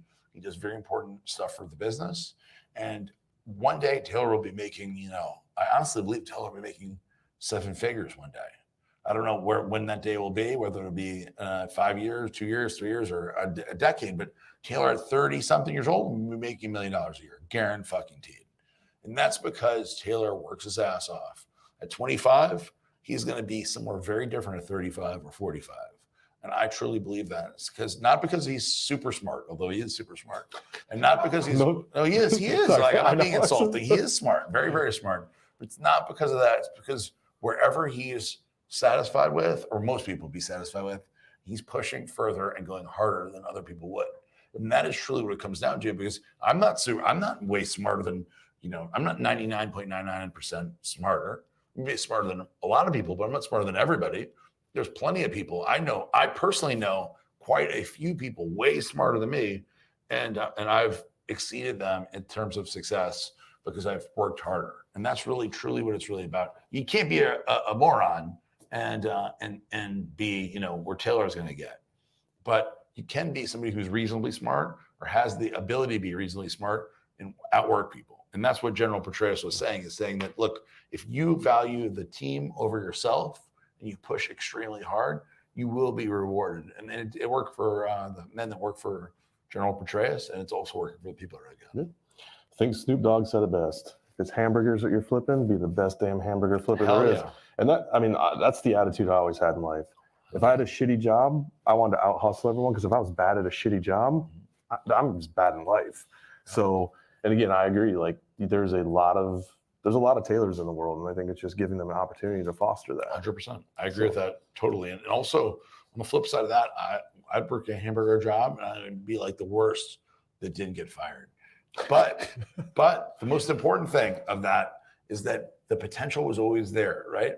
You may not realize it, or maybe people around you realize it, but they say you're an underachiever. And for me, everybody said I was an underachiever. And I look back at my high school grade, recently looked back at my grade card, and I was a B average. But everybody that I knew, whether it's kids or teachers or the principal, when I went back there, the principal remembered everything, and I get to take a great picture with General Montgomery, who was the principal of my school. And man, everybody said you're an underachiever. And at the time I was like, that's a compliment, right? Because I realized that means they all think I could do better. You had a lot of runway. I had a lot of runway, right? But for me personally, I just was like, well, I'm doing all right, being an underachiever or whatever.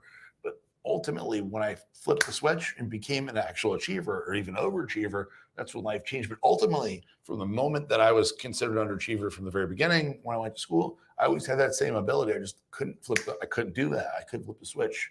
But people out there, lots and lots of people have that same ability right now. And that's when I love when I get messages from people that say, you told your story of drug addiction. And I think General Petraeus obviously read it. I was addicted to heroin, intravenous heroin and cocaine and all the other stuff. And I was able to overcome it. And that's not because I'm something super special. It's because I made that truly real decision to do that. And all these people out there that right now, probably more than ever, are dealing with drug addiction and feeling depressed and problems in their life and no money and bills and everything else. They think that the life is over and they have no potential, when in reality, this is only probably the beginning of your very minimal pushing towards your potential. And so for me, people didn't even realize you could go into this. no, it's I remember people saying that you would never get a six-pack abs, and you did. Yes. A lot of people said when I worked with Johnny back in the day in Deep Palumbo, a lot of people thought, that I had no muscles and was not not really into fitness and all that. And yeah, I was 225 pounds, pretty damn lean. I met the girl of my dreams right there, Daryl Gaines / Singerman, right around here. Yeah, I met her a little earlier than here, and the rest is history, man. And so when I took that picture, I would never have thought, we'd be running a $100-some million billion-dollar company one day. I would never have thought I'd have money I never thought any of that stuff. I never thought, and I didn't even want it, honestly. I wasn't thinking about when I'm going to make $100 million. Things like that didn't even matter. I didn't know what I was going to accomplish, but I knew that I could try hard. And at that point, I had met Dave Palumbo and I started working with RX Muscle, and I realized that there was other potential in me. I wasn't just called a underachiever. I actually was, that I did have the horsepower to kick ass and take names. I just never pushed it. Look at me, Johnny, come on, man. You're embarrassing me now. It's the beginning of my physique. Yeah, I was way too big, they said. Now they look at that. Yeah, I don't know. Maybe now I do good, maybe not. I don't have the hair and the face for it, but otherwise I did all right. I would have done all right now, but yeah, I mean, look, ultimately, I never had a problem pushing hard and working hard if I had a reason to. And I think that's where people, lose their focus, Eric, where they don't know what the reason is. Yeah, why am I doing this? Why am I pushing so hard? And really, that's life, man. It's there's always a reason, whether you see it or not. Whether you're sweeping up at McDonald's or flipping burgers or whatever, or you're working at, General Petraeus worked at initially was at West Point and graduated and started Ranger School. So like, if you get going, you don't know why you're doing it. It doesn't matter. Do your best, because it's leading you down a path where it could be something fantastic. And if you don't work, the one thing you can always guarantee is if you don't try, you won't succeed. Yep. And Petraeus said something about luck, and I hate that word. Fucking hate the word luck. There's just opportunities in life, and then it's whether you recognize it and act on it, or you recognize and choose not to act on it. And that's really what it comes down to. Like I always say, even playing the lotto is not luck. The numbers are random, but you consciously said, "I'm giving you this $2 to buy this ticket." I got myself in the game. Right. So that's really what life is about. Is you have to be in the game every day. And you have to make a choice to do something or not do something, but it's ultimately still your choice. And if you want to be successful, you have to choose to do. So you have to be in the game. You're excited. So guys, thank you so much for tuning into episode 14. Very, very honored and grateful to have General David Petraeus on the show. Thank you, Johnny and Ryan in the background. And hell yeah, tune into the next episode. I believe we're going to have Medal of Honor winner Dakota Meyer, who's one hell of an interesting guy and is uncensored as you get, but I haven't guaranteed that yet. Darielle Singerman in the background, thank you. And we'll be back next week. Good night. Hey guys, what's up? So the Redcon One deal is here. When you spend $50, you get the Vice City hoodie. When you spend $80, you're gonna get a free tub of Big Noise. That's a strawberry kiwi flavor. That's our pump formula. When you spend $95, you get a choice of flavors in the MRE light protein, blueberry cobbler, or the oatmeal chocolate chip. Also, 35% off the entire store. Just use the code VICE35. Go to redcon1.com. Check it out now all weekend. The following announcement has been paid for by Redcon One. When's the show coming back? When's it coming? Ask the missus. She always tells me. Wait, am I allowed to say that? Is this PG? We're TV-14. That's the plug. Monday. Coming Monday. Monday. We're taking over. Say the line. Money. Money Monday. Chico.